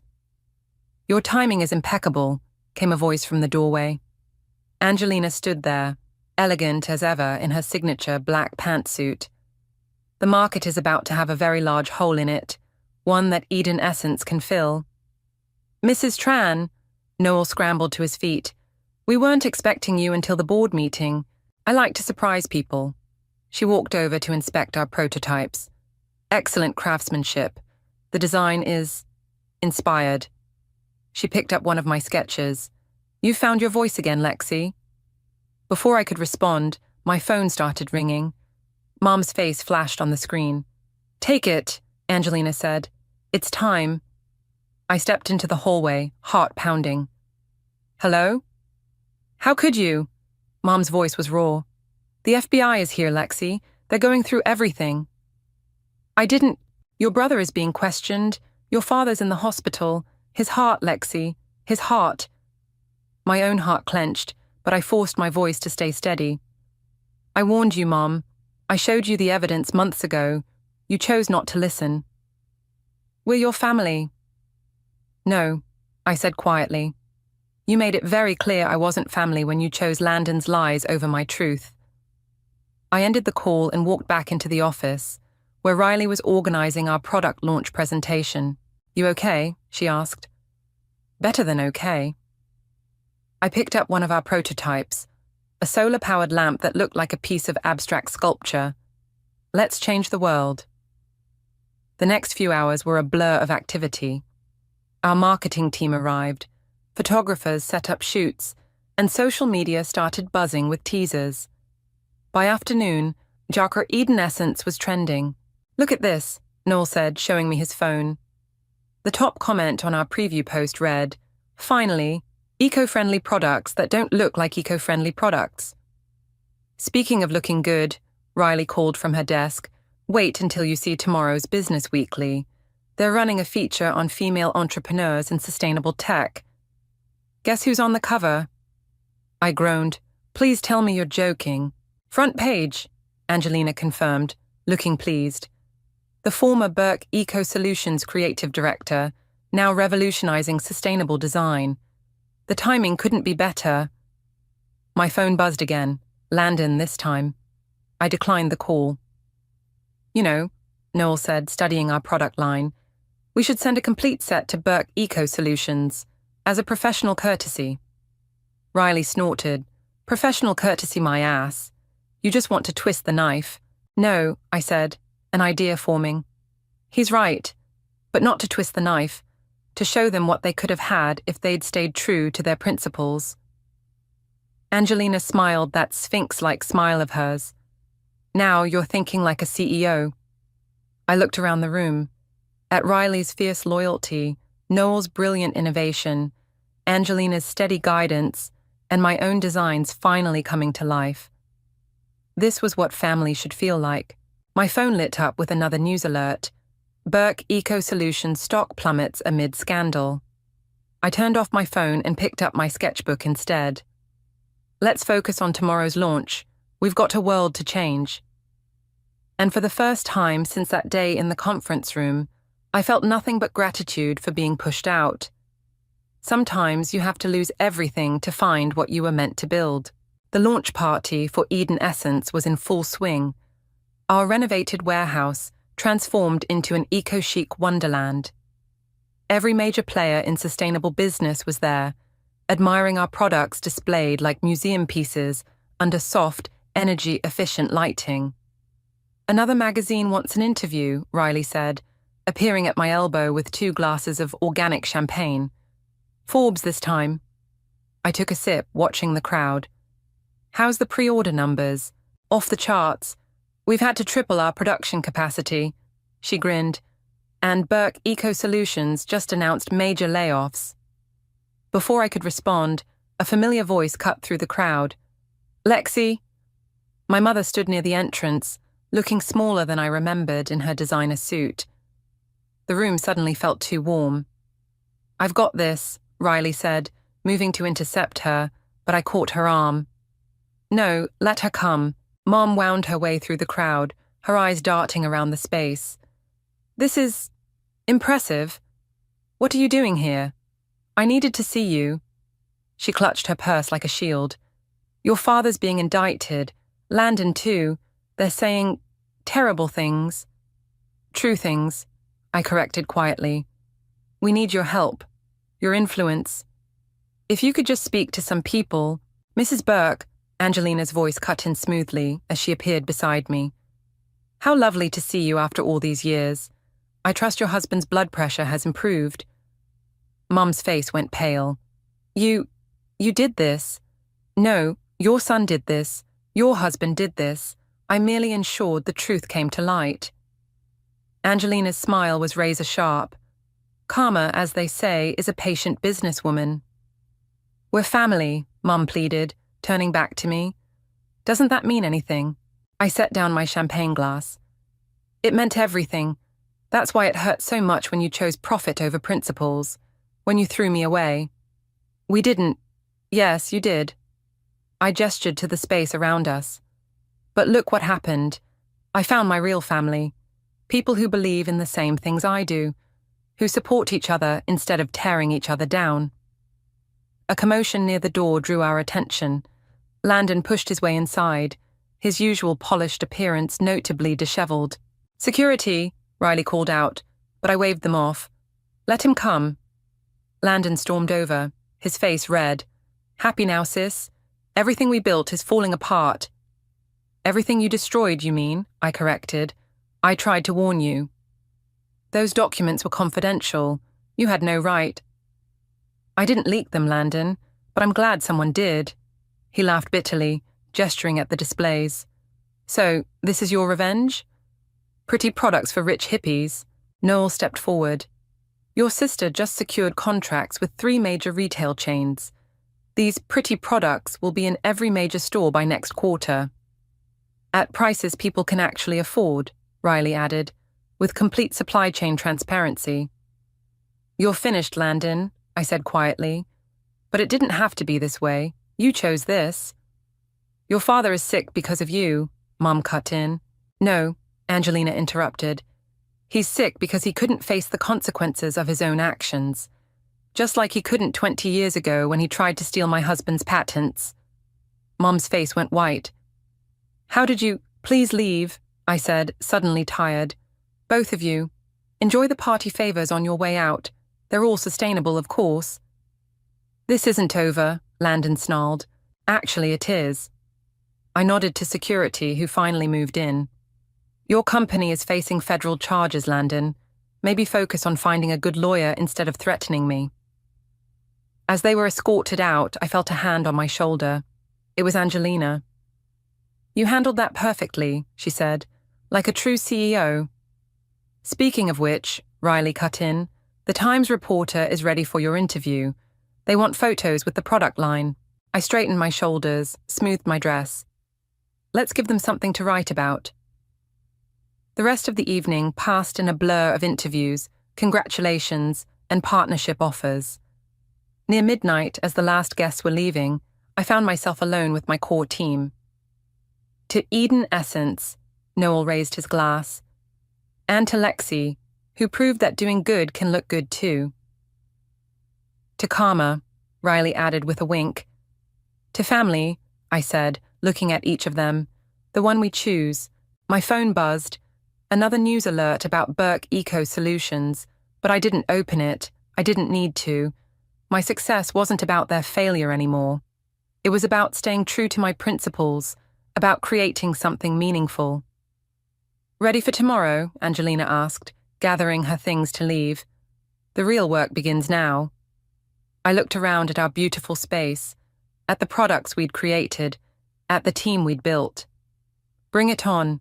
As if on cue, Riley's phone chimed. Another major order just came in. They want to feature us in their spring sustainability campaign. I smiled, picking up my sketchbook. Then we better get to work. I have some new designs in mind.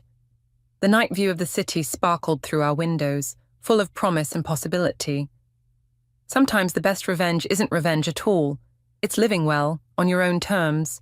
The courthouse steps were crowded with reporters when I arrived. 6 months had passed since our launch, and today was Landon's sentencing hearing. I hadn't planned to come, but something pulled me here. Miss Burke, the reporters surged forward. Any comment on your brother's guilty plea? How does it feel to see your family's company dismantled? I pushed through them without commenting, only to find Riley waiting at the top of the steps. Thought you might need backup, she said, linking her arm through mine. Inside, the courtroom was already packed. My parents sat in the front row, both looking years older than when I'd last seen them. Mom's hair had gone completely grey. Dad kept dabbing at his forehead with a handkerchief. We can leave, Riley whispered. No, I need to see this through. Landon entered in handcuffs, his designer suit replaced by something off the rack. He looked small somehow, nothing like the swaggering brother who'd had me thrown out of the company. The judge cleared her throat. Before I deliver the sentence, would anyone like to speak on the defendant's behalf? My father stood shakily. Your Honor, my son made mistakes, but... Mistakes? The word left my mouth before I could stop it. Every head in the courtroom turned. Miss Burke, the judge said, would you like to make a statement? I felt Riley squeeze my hand as I stood. Yes, Your Honor.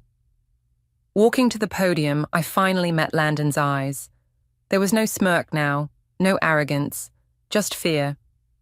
My brother didn't make mistakes, I said clearly. He made choices, calculated decisions to deceive customers, exploit workers, and damage the environment for profit. He betrayed everything our company stood for. Lexi, please, Mum whispered from her seat.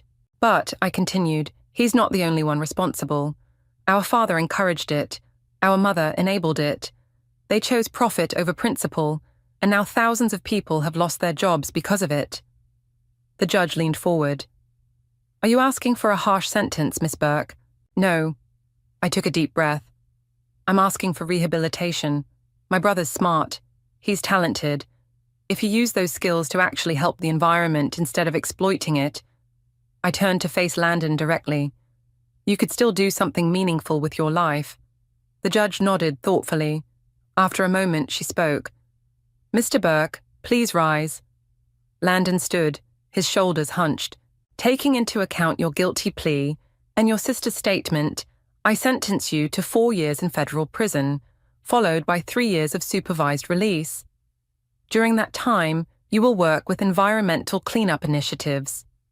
Additionally, you will pay restitution to all affected parties. The gavel came down with finality.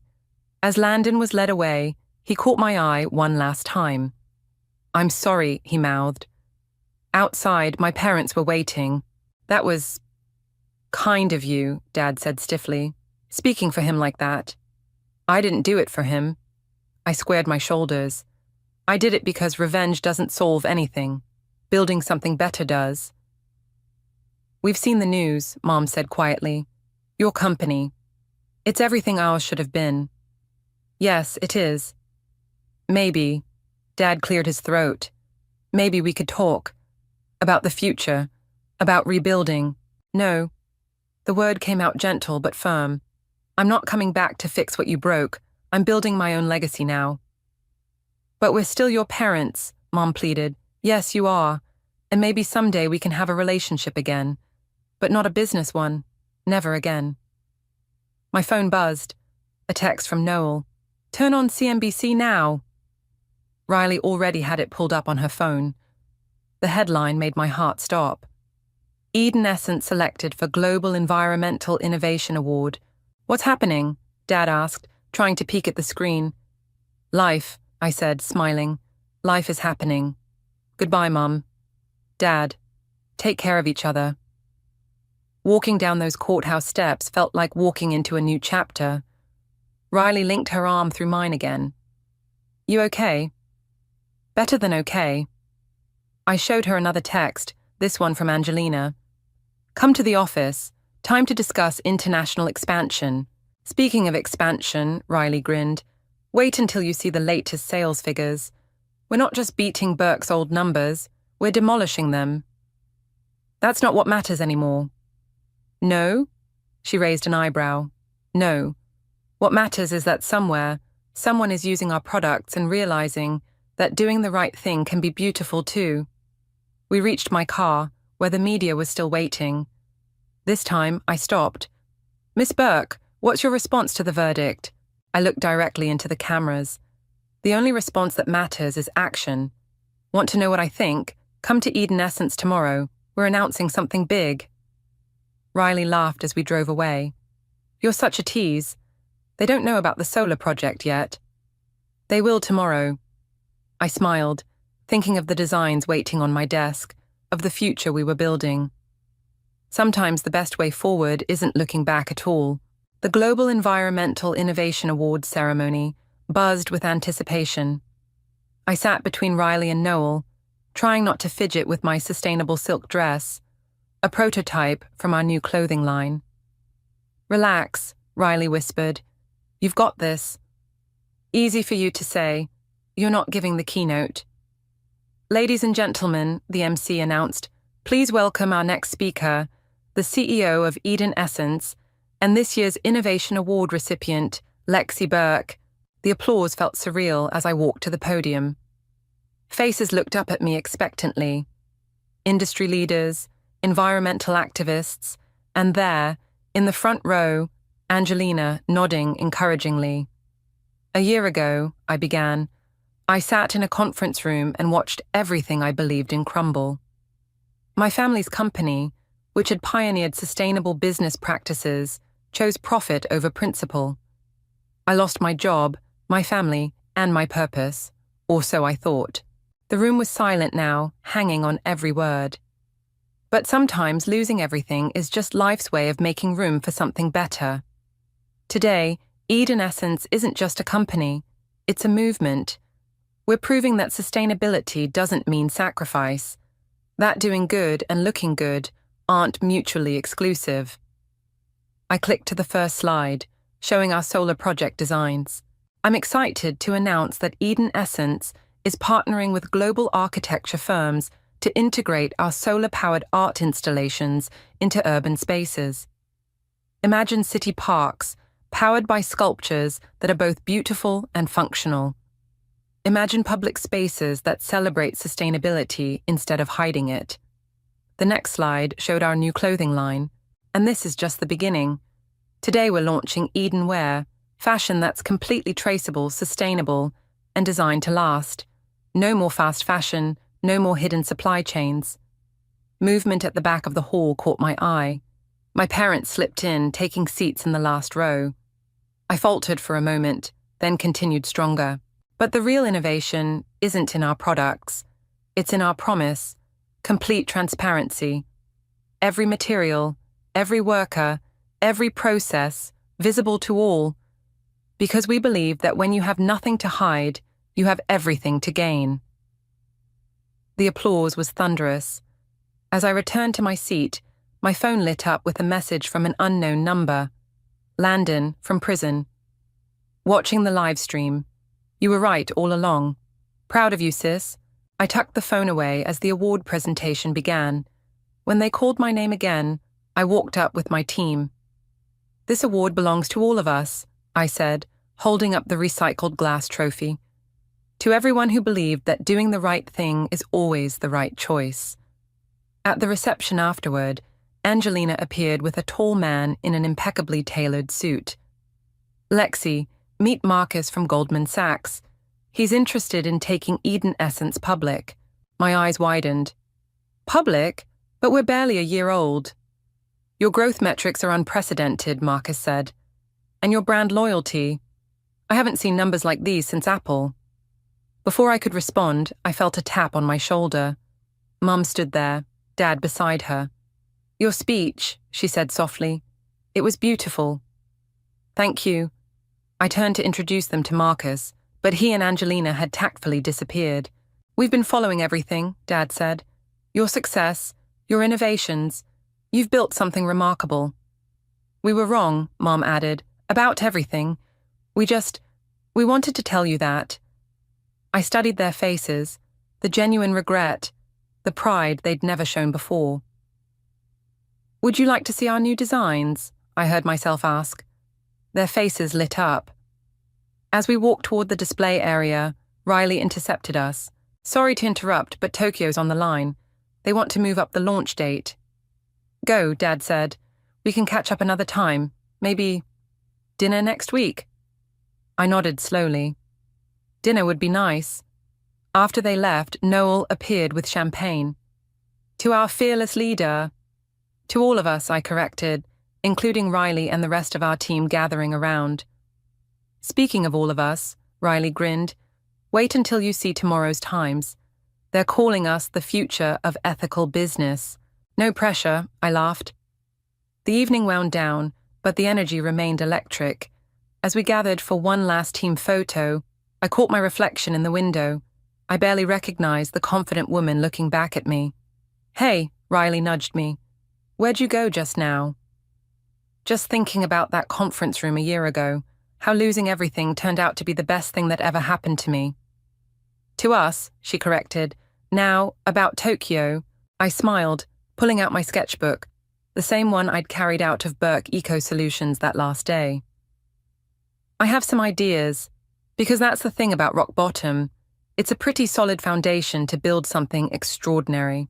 The morning sun streamed through Eden Essence's new headquarters, a renovated historical building powered entirely by our solar art installations. I stood in my office, putting the finishing touches on a display of our journey, our first prototype, newspaper clippings, and in the center, my original sketchbook. A knock at the door made me turn. Angelina stood there, looking elegant as ever. "Ready for the transition announcement?" "Almost." I adjusted the frame containing our first product photo. "Hard to believe you're really retiring." "It's time." She walked over to examine the display. "You've exceeded every expectation I had when I decided to mentor you." "I had good teachers," I smiled. Karma." "Speaking of karma," Riley burst in, waving her tablet. "You need to see this." She pulled up a video of Landon being interviewed after his release from prison. He looked different, humbler, more grounded. "My sister was right," he was saying. "Success built on lies isn't success at all. That's why I'm dedicating my community service to teaching sustainable business practices to at-risk youth." "Turn it off," I said softly. "There's more," Riley insisted. "He's been consulting with environmental cleanup projects, actually making a difference." "People can change," Angelina observed, "when they want to."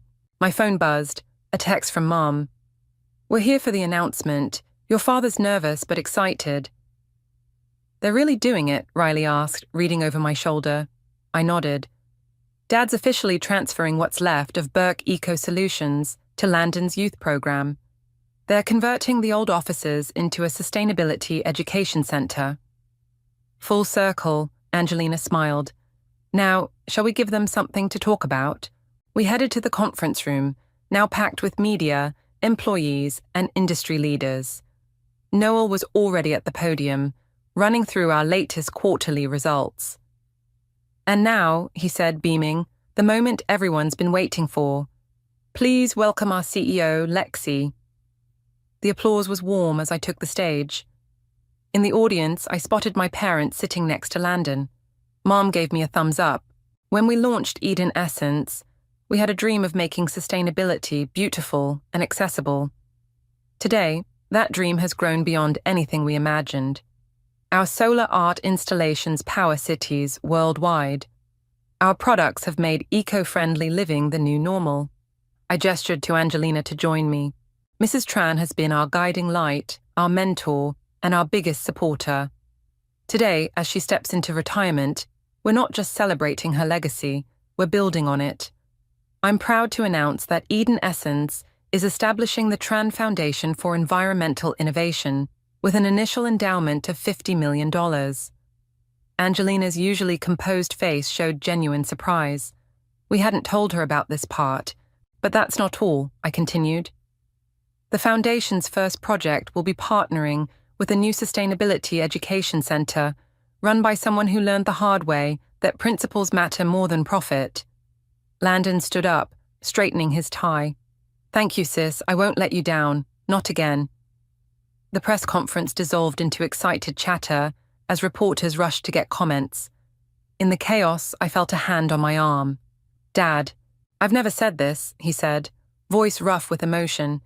But I was wrong, and I'm so proud of you. We both are, Mom added, joining us. You built something amazing. We built something amazing, I corrected, gesturing to my team. All of us. Riley clinked a spoon against her glass, calling for attention. Sorry to interrupt the family moment, but Tokyo's waiting for their virtual tour of the new installations. Go, Dad smiled. We'll see you Sunday for dinner. Wouldn't miss it. As the room cleared out, I found myself alone with Angelina one last time. You planned this perfectly, she said. The foundation, Landon's program, all of it. I learned from the best. I handed her a small package. One last thing. She opened it to find a framed photo of us from the launch party, along with a handwritten note. Sometimes karma needs a helping hand. Sometimes it needs a whole family. You know, she said, touching the frame gently, revenge is sweet, but this is better. It's not about revenge anymore, I agreed. It's about building something that matters. My phone chimed, Riley sending me the schedule for tomorrow's meetings. Tokyo, London, Sydney. Eden Essence had gone global, but our core values remained the same. Ready to change more worlds? Riley called from the doorway. I picked up my sketchbook, no longer filled with just dreams, but with reality. Always. Because sometimes the best revenge isn't revenge at all. Sometimes it's creating something so beautiful, so meaningful, that it transforms not just your own life, but everyone else's too. And that's a legacy worth building. The gleaming black Mercedes sat in our driveway like an insult. 3 weeks after Mom's funeral, and there was Leonard, grinning as he polished its hood with a microfiber cloth, as if he hadn't just spent what should have been my inheritance on his midlife crisis. I'm Danielle, and until recently I thought I knew what grief felt like. Turns out, watching your stepfather splurge on luxury cars while your mother's memory is still fresh in the ground is a whole different kind of pain. Beautiful, isn't she? Leonard called out as I walked up the driveway. Come take a look at the interior. Italian leather. I forced a smile, the kind Mom taught me to use in uncomfortable situations. Wow, Leonard. That's quite something. Your mother would have loved it, he said, and something inside me snapped. The casual way he threw Mom's name around, like he had any right to guess what she would have wanted. My phone buzzed. A text from Reagan. Still on for coffee? You sound like you need it. I have to go, I told Leonard, already backing away. Meeting Reagan. At the coffee shop, Reagan took one look at my face and ordered me a double-shot espresso. Spill it, she said, sliding into our usual corner booth. He bought a Mercedes, I said, my hands shaking slightly as I wrapped them around the warm cup. A brand new Mercedes, Reagan. Mum's been gone 3 weeks. That doesn't add up, Reagan frowned. Wasn't your mom's life insurance supposed to go to me? Yeah. I took a sip of coffee, burning my tongue. Leonard said there were complications with the policy, that it would take time to sort out. But somehow he has money for a luxury car. Have you seen any paperwork? No. He keeps everything in his study, the one room in the house that's always locked. Reagan leaned forward, lowering her voice. Then maybe it's time we found a way in. That evening, I came home to find Eloise, my stepsister, sitting on the front steps. Her eyes were red. Dad's acting weird, she said as I sat beside her. He's been making all these phone calls, speaking in whispers. I heard him mention Mom's name, your Mom's name, and something about offshore accounts. My heart started racing. When was this? Last night. He didn't know I was home. She wiped her eyes. Danny, what's going on? Before I could answer, my phone lit up with a text from Sergio. Found something you need to see. Can you meet now? I squeezed Eloise's hand. I don't know yet, but I'm going to find out. 20 minutes later, I was in Sergio's car, parked a block from my house. He handed me a crumpled bank statement. Found this in the recycling bin outside your house, he said. Was doing some research for work and spotted it. My hands trembled as I read the numbers. Large transfers, all made within days of Mom's death, moving through accounts I'd never seen before. This is it, I whispered. This is how he did it. Sergio touched my arm gently. What are you going to do? I folded the statement carefully and tucked it into my jacket pocket. First, I'm going to find out exactly what he's hiding in that study. Then, I took a deep breath, feeling something hard and determined settle in my chest. Then, I'm going to take back what's mine. When I got home, Leonard was still in the driveway admiring his new car in the fading light. He looked up as I approached, that same self-satisfied smile on his face. Changed your mind about checking out the interior? I smiled back, channeling every ounce of false warmth I could muster. Actually, yes. You know what? I would love to see it. As he eagerly showed me every feature of his new toy, I made mental notes of every detail, every number, every date. The car was purchased exactly 17 days after Mom's death, the same day as one of those suspicious transfers. It's really something, I said, running my hand along the dashboard. Mom would be proud. His smile flickered for just a second, so brief I almost missed it. But it was there. Guilt, fear, confirmation. That night, lying in bed, I pulled out Mom's last letter to me.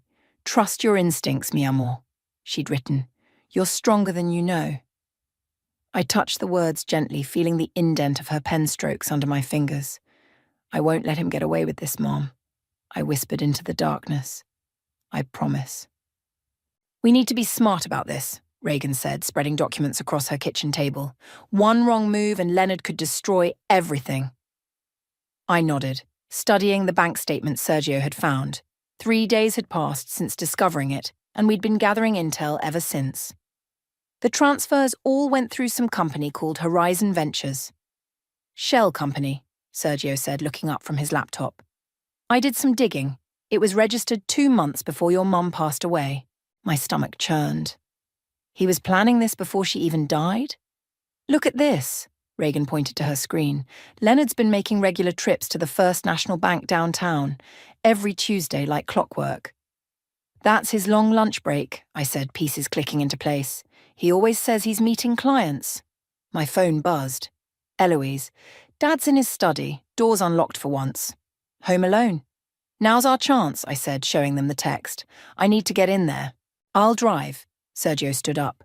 Reagan, can you keep monitoring those accounts? Already on it. Be careful, both of you. The drive home was tense. Sergio kept glancing at me. You sure about this?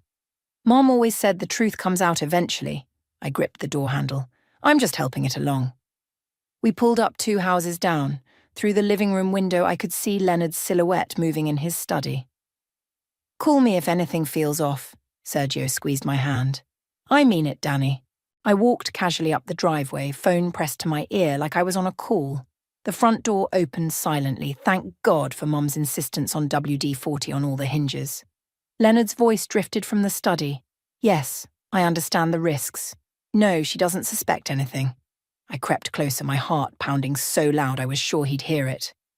The transfer needs to happen today, he continued, before anyone starts asking questions. A floorboard creaked under my foot.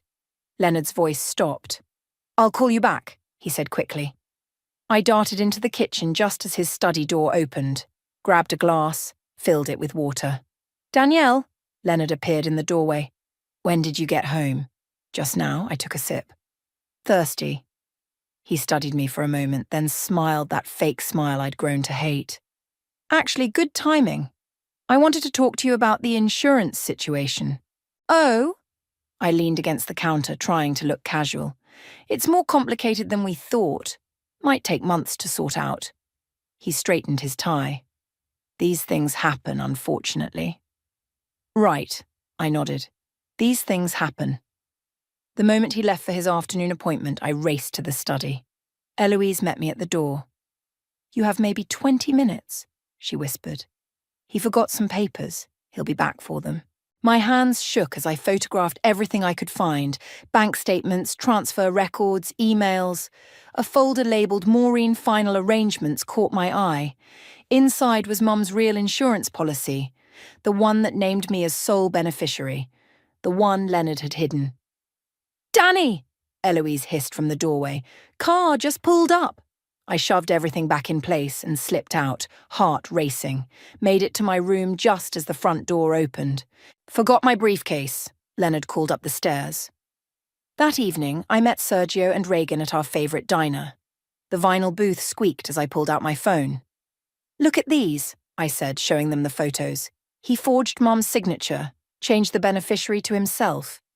"That's fraud," Sergio said quietly. "Serious fraud." "We need to talk to someone who knows the law." Reagan pushed her fries around her plate. "I might know someone." "Who?" "Kyle. My cousin? He's a police officer now, Financial Crimes Unit." I hesitated. "Can we trust him?" "He's solid, and he hates guys like Leonard." My phone lit up with a text from Eloise. "Dad's planning something big. Overheard him booking a flight." "He's running," I said, showing them the message. "We need to move fast." "I'll call Kyle tonight," Reagan squeezed my hand. "We'll get him, Danny." Later, driving home, I passed Leonard's precious Mercedes in the driveway. The sight of it didn't hurt anymore. Instead, it filled me with determination. "You picked the wrong family to mess with," I whispered, thinking of Mom's strength, her wisdom, her fierce protection of what was right. Tomorrow we'd meet with Kyle. Tomorrow we'd start bringing Leonard down. But tonight, I had evidence to organise and a promise to keep. The game was on, and Leonard had no idea what was coming. Kyle looked exactly like what you'd expect from a police officer, even in civilian clothes at a coffee shop. His eyes scanned everything, missing nothing. "Insurance fraud is hard to prove," he said, reviewing the photos on my phone. "But this is different. Multiple accounts, forged documents, clear paper trail." "He's planning to leave the country," I said. "Soon." "Then we need to move carefully." Kyle leaned forward. One wrong step and he could disappear with everything. Reagan, who'd been quiet, suddenly grabbed my arm. "Danny, look!" Through the coffee shop window, I saw Leonard's Mercedes pull into the parking lot. Eloise was with him. "Back room," Kyle said quickly. "Now." We slipped through the door just as they entered. Through the crack, I watched Eloise's face. She looked terrified. "I don't understand why we need to leave so suddenly," she was saying. "What about my job? My friends?" "It's an opportunity, sweetheart." Leonard's voice oozed fake concern. "A fresh start for both of us. And Danielle? She's an adult. She can take care of herself." My phone vibrated, a text from Sergio. "Found the shell company's real office. You need to see this." "I have to go," I whispered to Reagan and Kyle. "Keep watching them." 20 minutes later, I met Sergio outside a rundown office building downtown. "Third floor," he said. "Suite 304. The elevator was broken, so we took the stairs. The hallway smelled like old cigarettes and broken dreams. Here," Sergio pointed to a door with peeling paint. Through the frosted glass I could make out Horizon Ventures. "It's open," I said, trying the handle. Inside was a single room with a desk, a filing cabinet, and nothing else. No computer, No phone, no signs of life. Check the cabinet. Sergio kept watch at the door.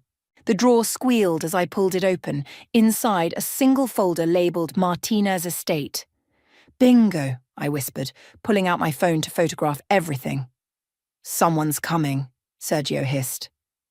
We ducked behind the desk, just as footsteps approached. The door opened. Everything needs to go, Leonard's voice. Shred it all. What about the offshore accounts? Another voice I didn't recognize. Transfer everything by tomorrow. I don't care how. My hand shook as I hit record on my phone, capturing every word. After they left, Sergio and I waited 5 minutes before moving.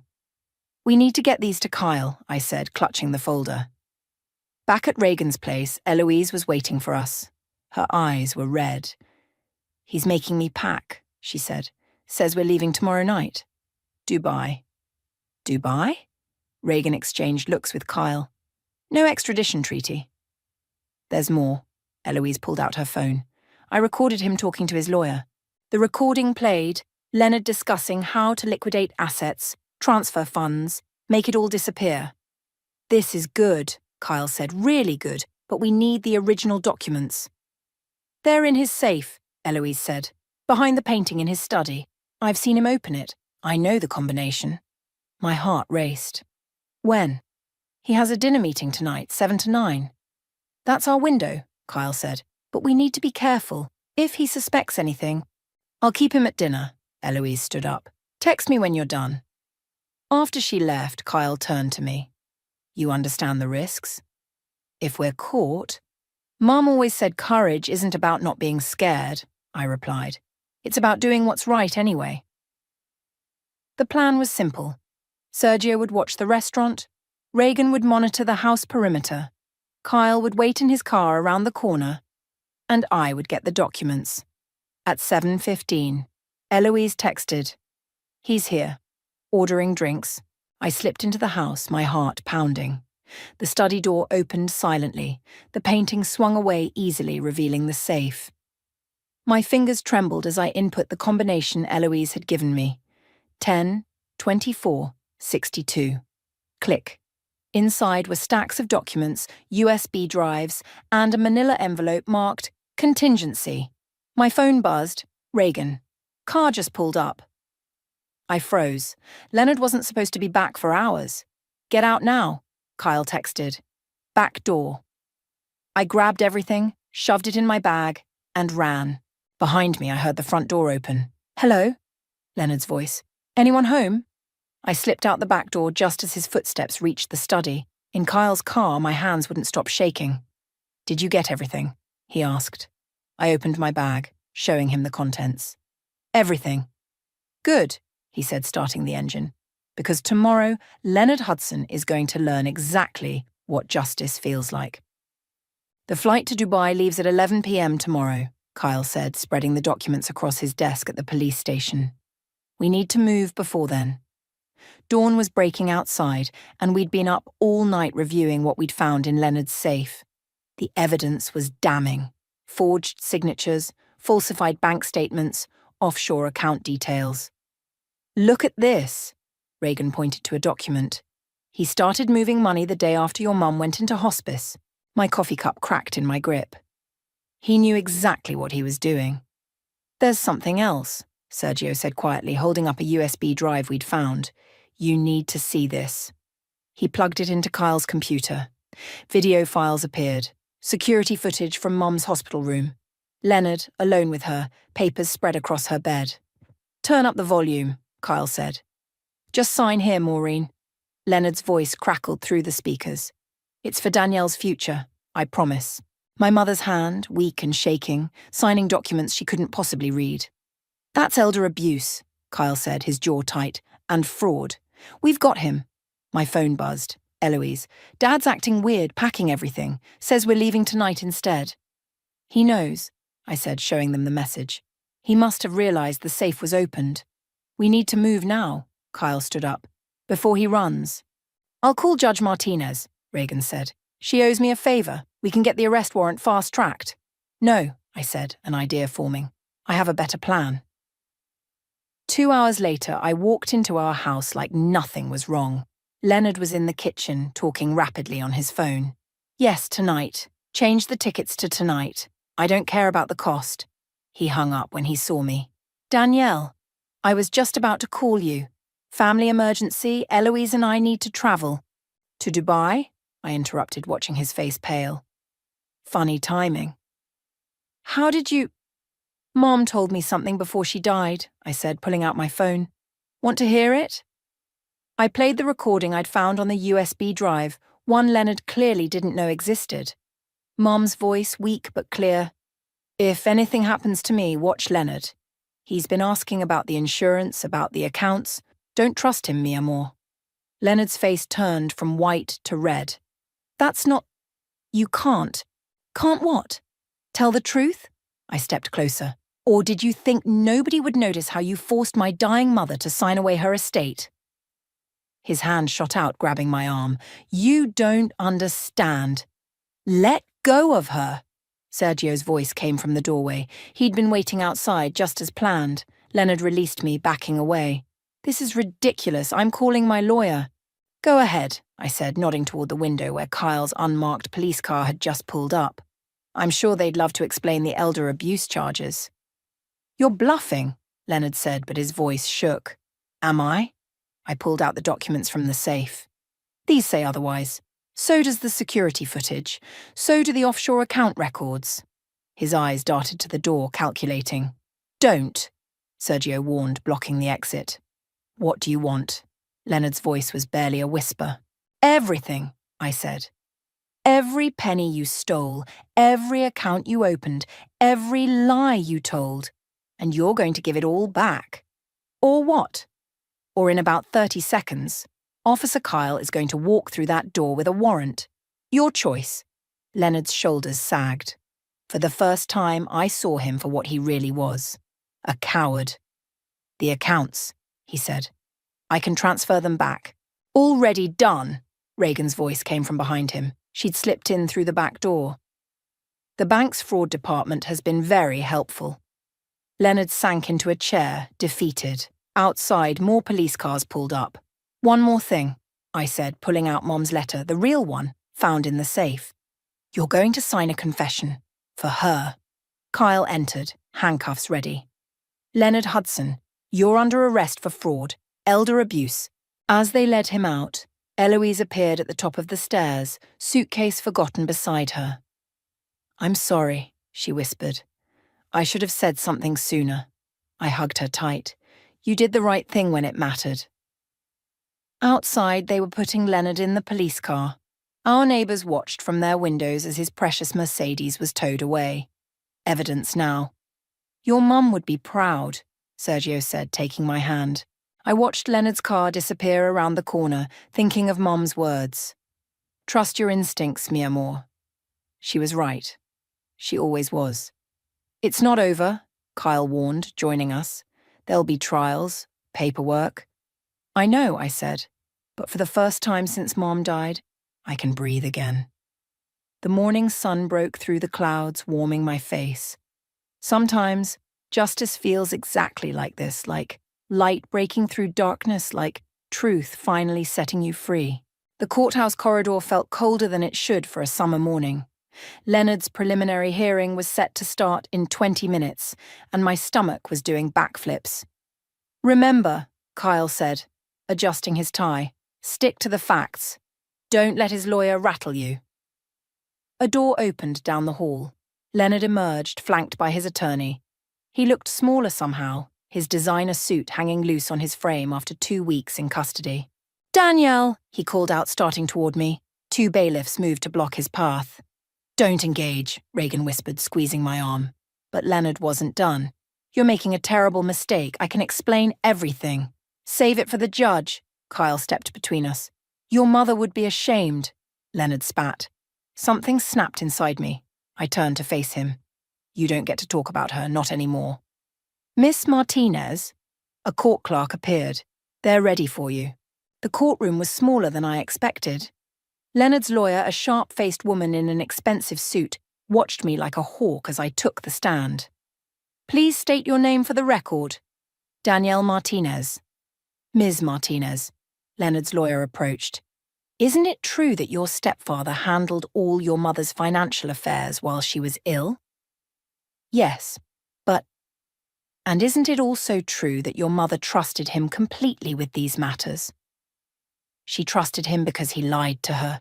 Objection, the lawyer said. Speculation? Sustained, the judge replied.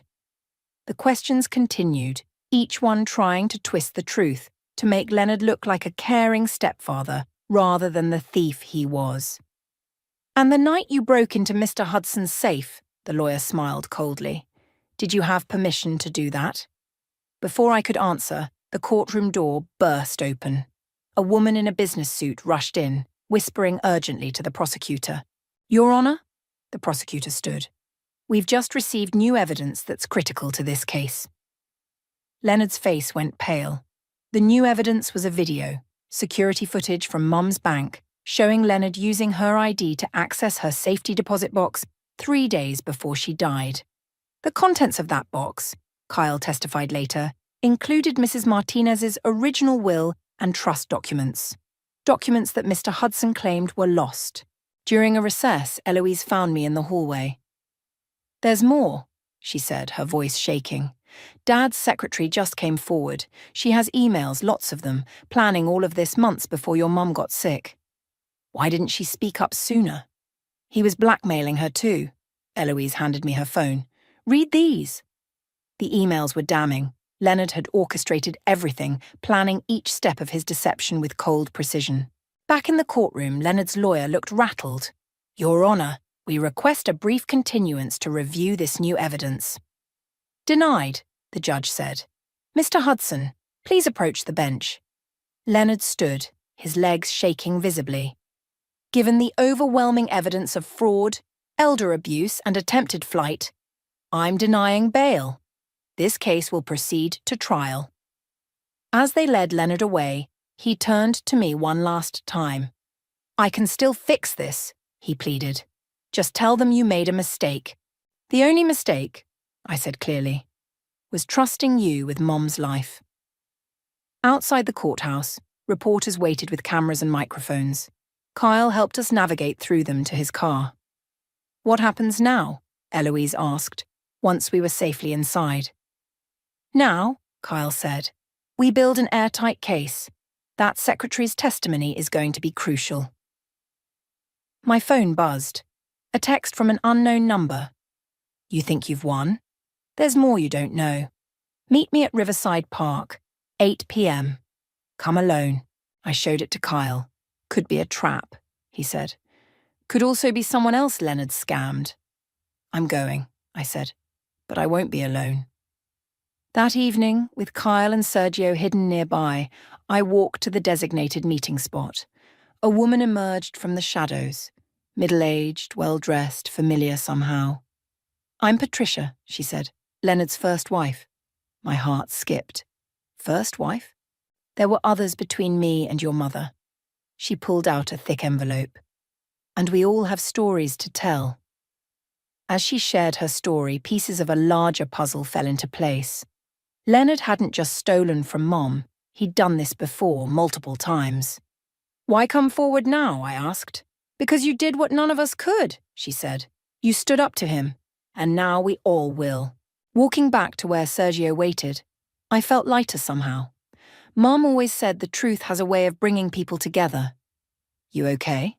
Sergio asked. I nodded, thinking of Patricia's words, of all the women Leonard had hurt. We're not done yet, I said. Not even close. The night air carried the scent of jasmine, Mom's favourite. Somewhere out there I knew she was watching, finally seeing justice unfold. 5 women, Kyle said, spreading photos across his desk. All married to Leonard between 1998 and 2019. All lost their savings. Patricia had brought more than just her story. She'd brought evidence.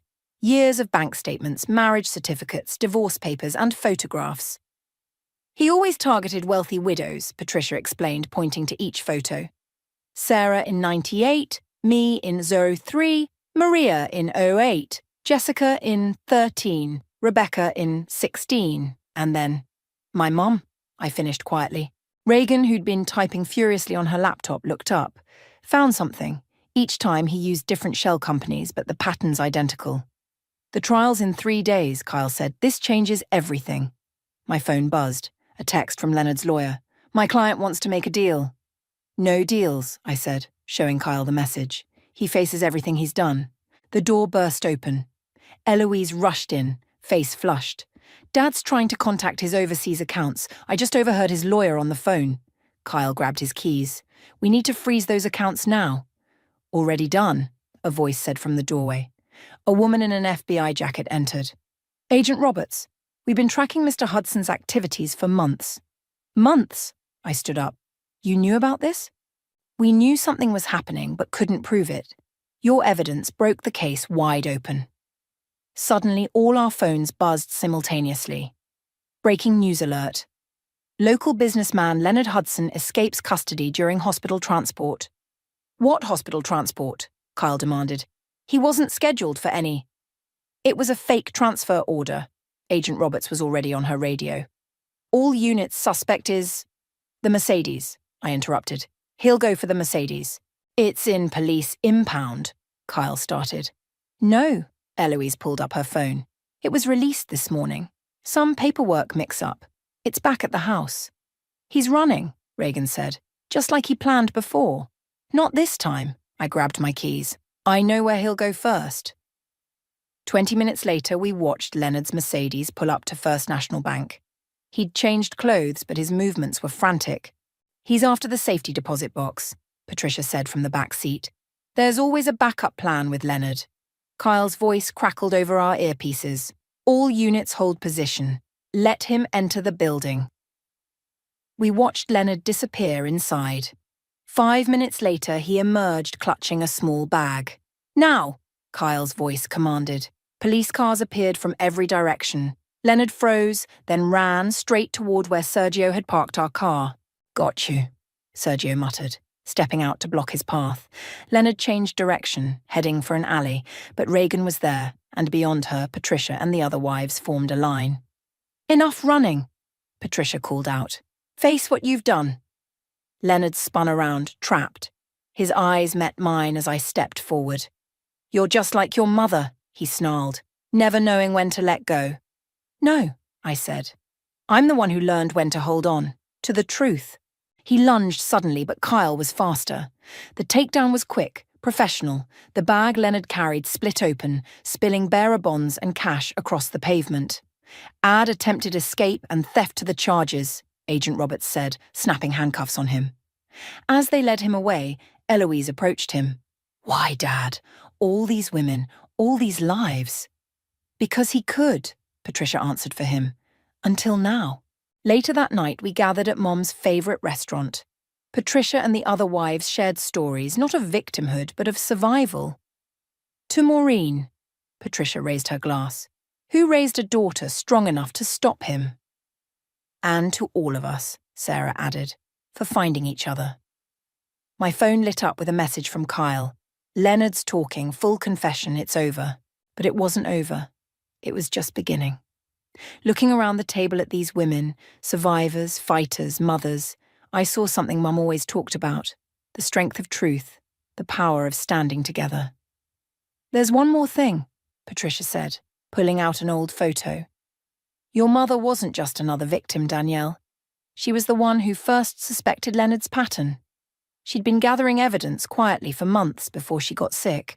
The photo showed Mom at her desk surrounded by papers. On top was a file labelled Hudson Cases. She knew, I whispered. She knew, Patricia squeezed my hand, and she trusted you would finish what she started. Outside, the city lights twinkled like stars.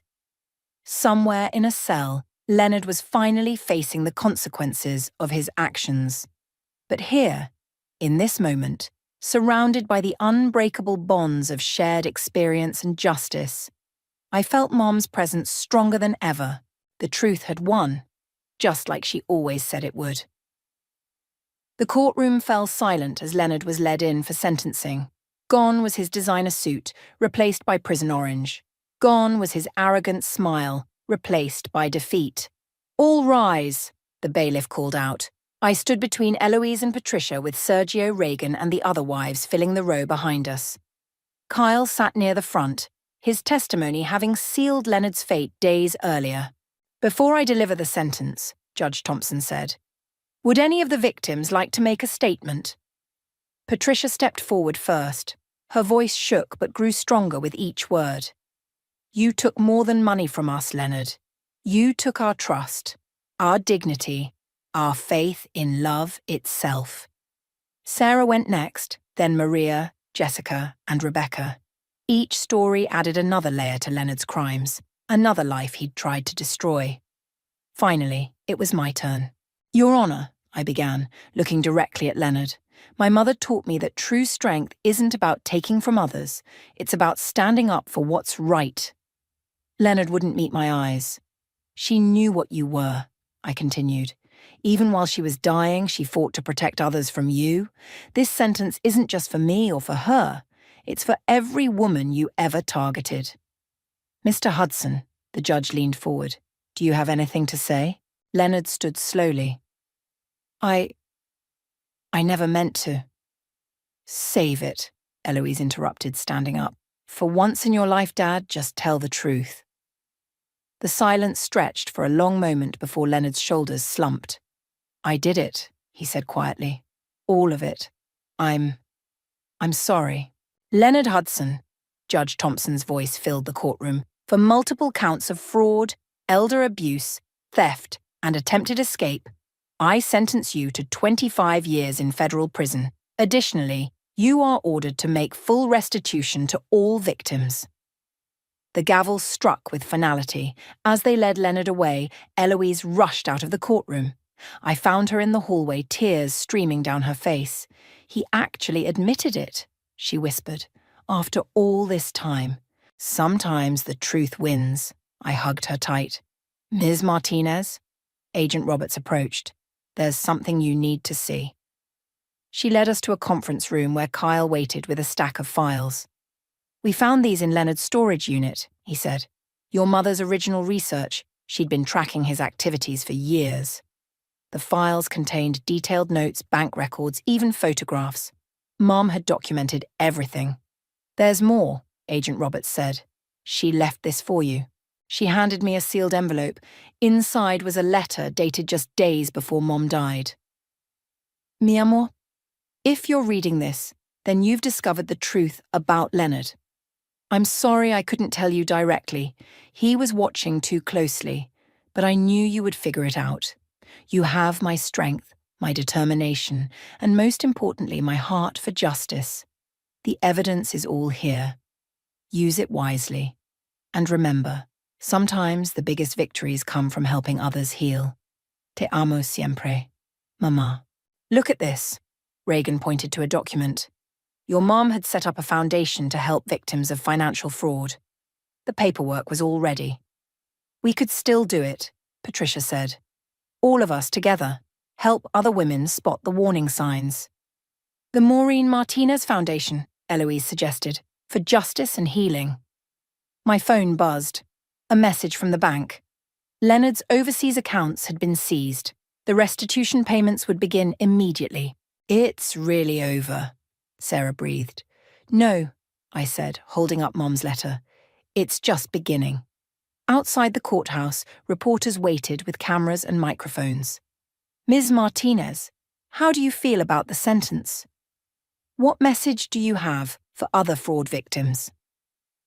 I looked at the women beside me, no longer victims but survivors, warriors, family. Justice isn't just about punishment, I said into the microphones. It's about healing, about turning pain into purpose. And the foundation? Another reporter asked. My mother believed in protecting others, I replied. The Maureen Martinez Foundation will continue that work. Because the truth is, there are more Leonard Hudsons out there. But now, there are more of us standing ready to stop them. Later that evening, we gathered at Mom's favourite spot in Riverside Park. The setting sun painted the sky in shades of orange and pink, her favourite colours. To Maureen, Patricia raised a glass, who started this fight. To us, Eloise added, who finished it. And to the truth. I said softly, which always finds its way home. As twilight settled over the city, I felt Mom's presence stronger than ever. She'd known all along, not just about Leonard's crimes, but about the strength we'd find together. Sometimes justice looks like a prison sentence. Sometimes it looks like women standing together, turning their pain into purpose. And sometimes, just sometimes, it looks exactly like this: a sunset, a promise kept, and a mother's legacy living on through the truth she fought to protect. The key turned smoothly in the lock as I opened the doors to our new office. Sunlight streamed through the windows, illuminating the freshly painted walls and the sign that read the Maureen Martinez Foundation, protecting those who need it most. "Perfect timing," Reagan called from behind me, carrying a box of supplies. "The first support group starts in an hour." Patricia and Sarah were already setting up chairs in a circle while Eloise arranged coffee and pastries on a side table. The room felt alive with purpose. "First client's here," Sergio poked his head in. "Says her name's Amanda." A woman in her 50s entered hesitantly, clutching her purse. "I saw the news coverage about Leonard," she said. My new husband. He's been asking about my savings." "You're in the right place." Patricia stepped forward, guiding her to a chair. "Tell us everything." As Amanda shared her story, more women arrived.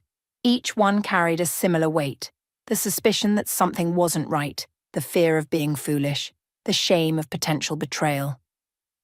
"I thought I was alone," Amanda wiped her eyes. "That I was stupid for suspecting." "You're not stupid," I said firmly. "You're smart. You're here. That's the first step." My phone buzzed. A text from Kyle. "Just interviewed Leonard. He gave up 2 more accomplices. We're closing in." "Ladies," I addressed the group, "I want to show you something." I pulled up our new database on the projector screen, a comprehensive system tracking fraud patterns, red flags, and reported scams. "Knowledge is power," Sarah explained. "We're building a network. When someone spots a pattern, everyone benefits." "Like your mother did," Eloise added softly. A knock at the door interrupted us. Agent Roberts entered, carrying a familiar-looking box. "Found this in another storage unit," she said. "Thought you should have it." Inside were Mom's personal effects from her office: photos, notebooks, and a small wooden box I'd never seen before. The lid was engraved with words in Spanish: "Para mi hija valiente," for my brave daughter. Inside was Mom's favorite necklace: a simple gold chain with a compass pendant, and a note: "To help others find their way home." "Excuse me," a new voice said. We turned to see a young woman in the doorway. "I saw your foundation mentioned in the Leonard Hudson case. I'm a lawyer. I want to help." More people arrived throughout the morning: financial advisors offering services, tech experts volunteering to enhance our database, survivors wanting to share their stories and help others. "Your mum would love this," Sergio said, watching the office fill with activity. "She does love it." I touched the compass pendant. "She's here in every person we help." Amanda approached me, determination replacing her earlier fear. "I'm going to the bank today," she said, "to secure my accounts. Would someone come with me?" "We all will," Patricia said. The other women nodded. "That's what we do here," I explained. "No one fights alone anymore." As we gathered our things to accompany Amanda, I noticed Eloise staring at Leonard's old Mercedes through the window. We'd reclaimed it in the settlement, and now it sat in our parking lot, transformed into a symbol of victory. "What should we do with it?" she asked. I smiled. "Sell it. Use the money to help more people." "Perfect," she hugged me. Dad's pride turning into something good. The office hummed with energy, phones ringing, women sharing stories, experts offering advice. On the wall, Mom's photo watched over it all, her smile knowing and proud. "Ready?" Reagan called out, holding the door as our group prepared to escort Amanda to the bank. I touched the compass pendant once more, feeling its steady weight against my chest. Mom had known all along that justice wasn't just about punishing the guilty.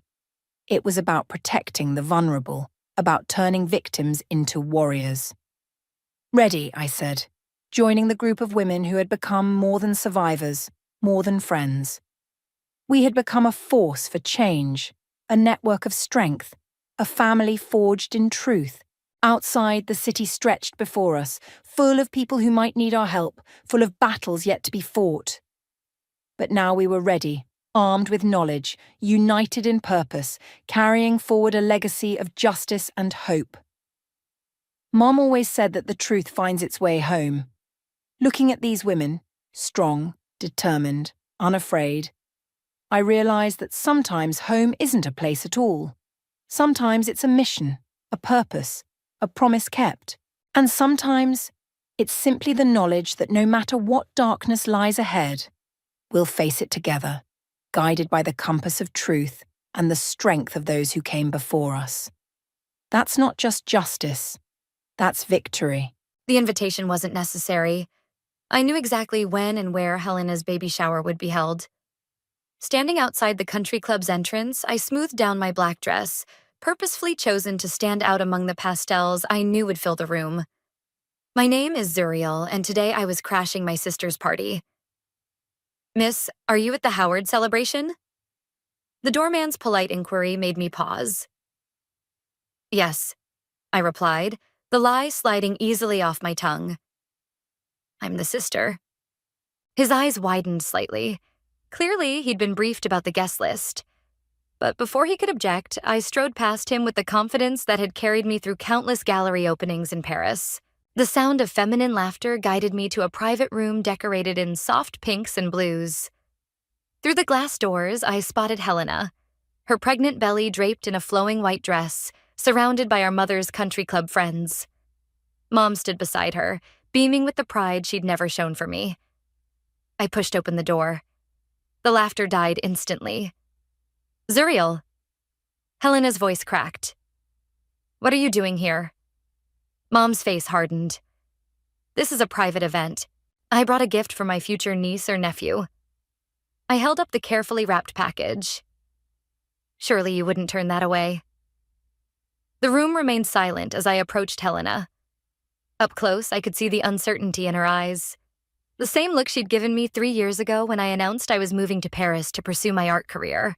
Thank you, Helena whispered, accepting the package. Her fingers trembled as she unwrapped it, revealing a small original painting I'd created. A whimsical Paris scene perfect for a nursery. It's beautiful, she admitted, and for a moment I saw my little sister again, not the perfect daughter who'd replaced me in our parents' eyes. How's Russell? I asked, noting his absence. Still busy with all those international business trips? Helena's smile faltered. He's in Singapore this week.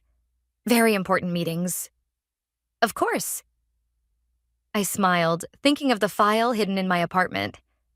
The one I'd stumbled upon during my latest exhibition in Paris, containing proof that my brother-in-law's business trips weren't exactly legitimate. Mom stepped between us. Zuriel, this isn't the time or place. Helena needs to rest, not deal with unexpected situations. Unexpected situations? I laughed. Is that what I am now? Not your daughter, just an unexpected situation? Please, Helena pleaded. Don't make a scene. Make a scene? Like when you all made a scene walking out of my first gallery showing? Or when Russell convinced Dad not to invest in my art studio because it wasn't a sound business decision. The other guests shifted uncomfortably. Good. Let them see the cracks in this perfect family facade. That's enough. Mom grabbed my arm, her manicured nails digging into my skin. You need to leave, now. I yanked free. Don't worry, I'm going. But Helena? I turned to my sister.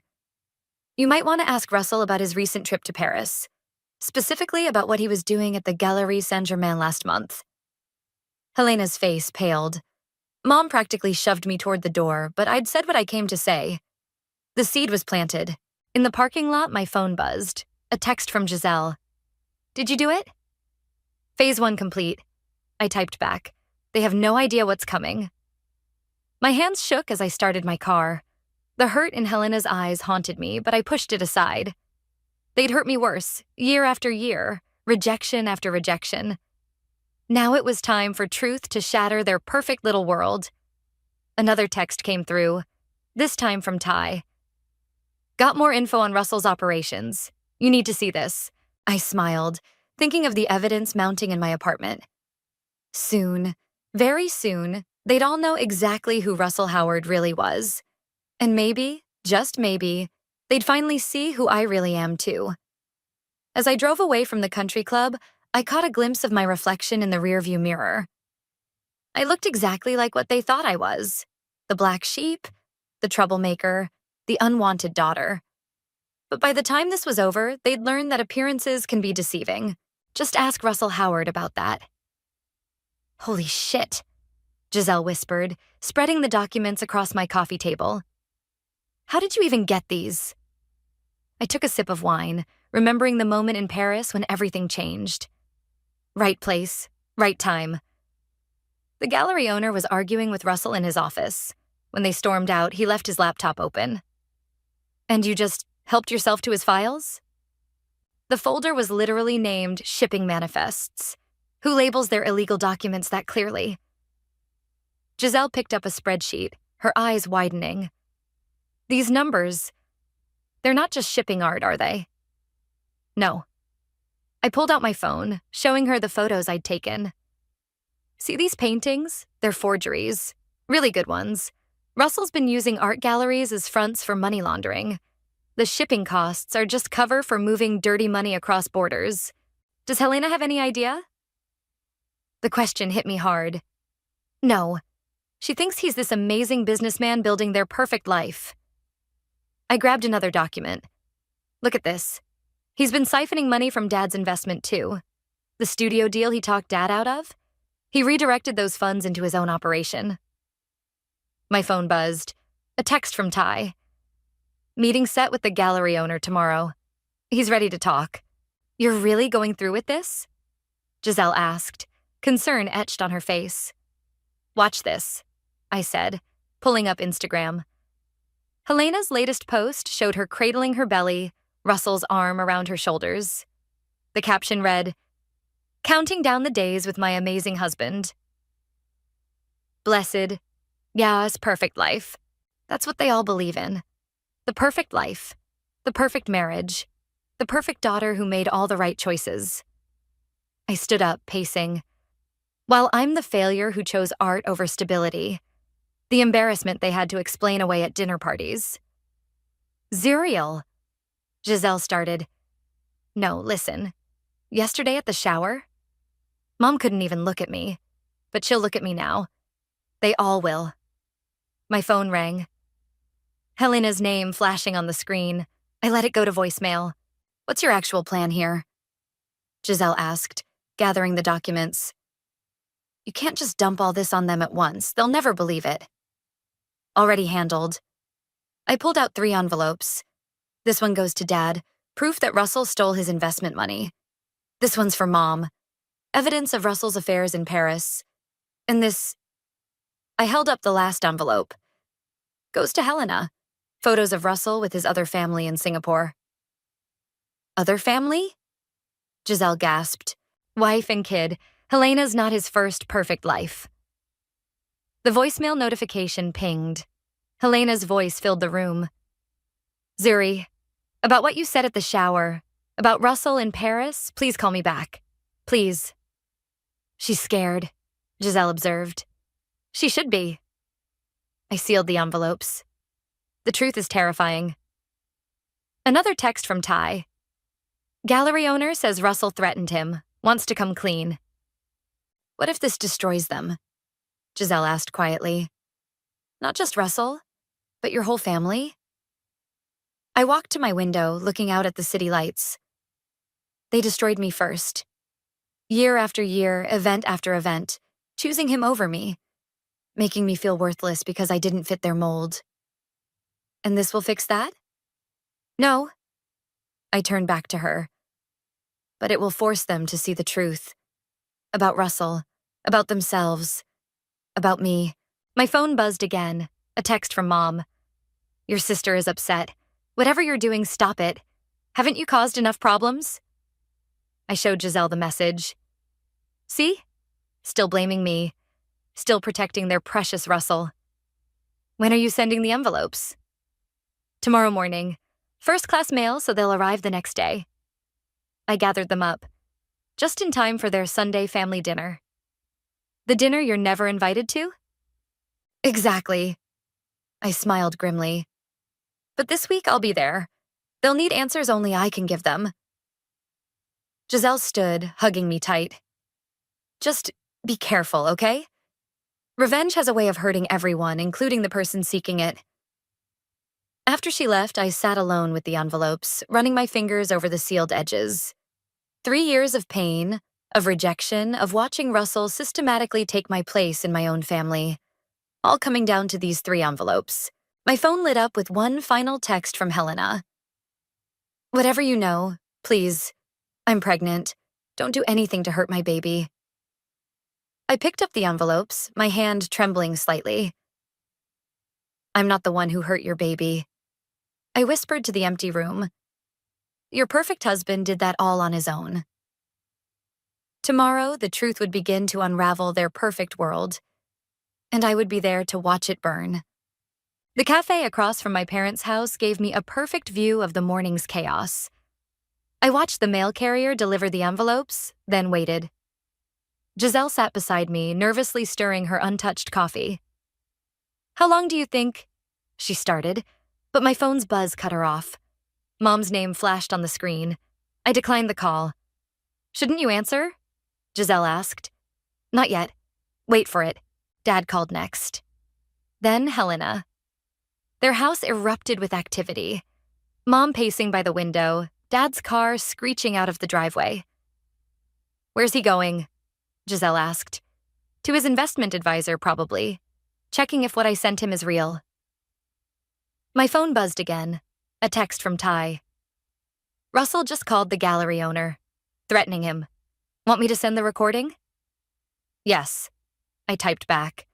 More ammunition. A black SUV pulled up to my parents' house.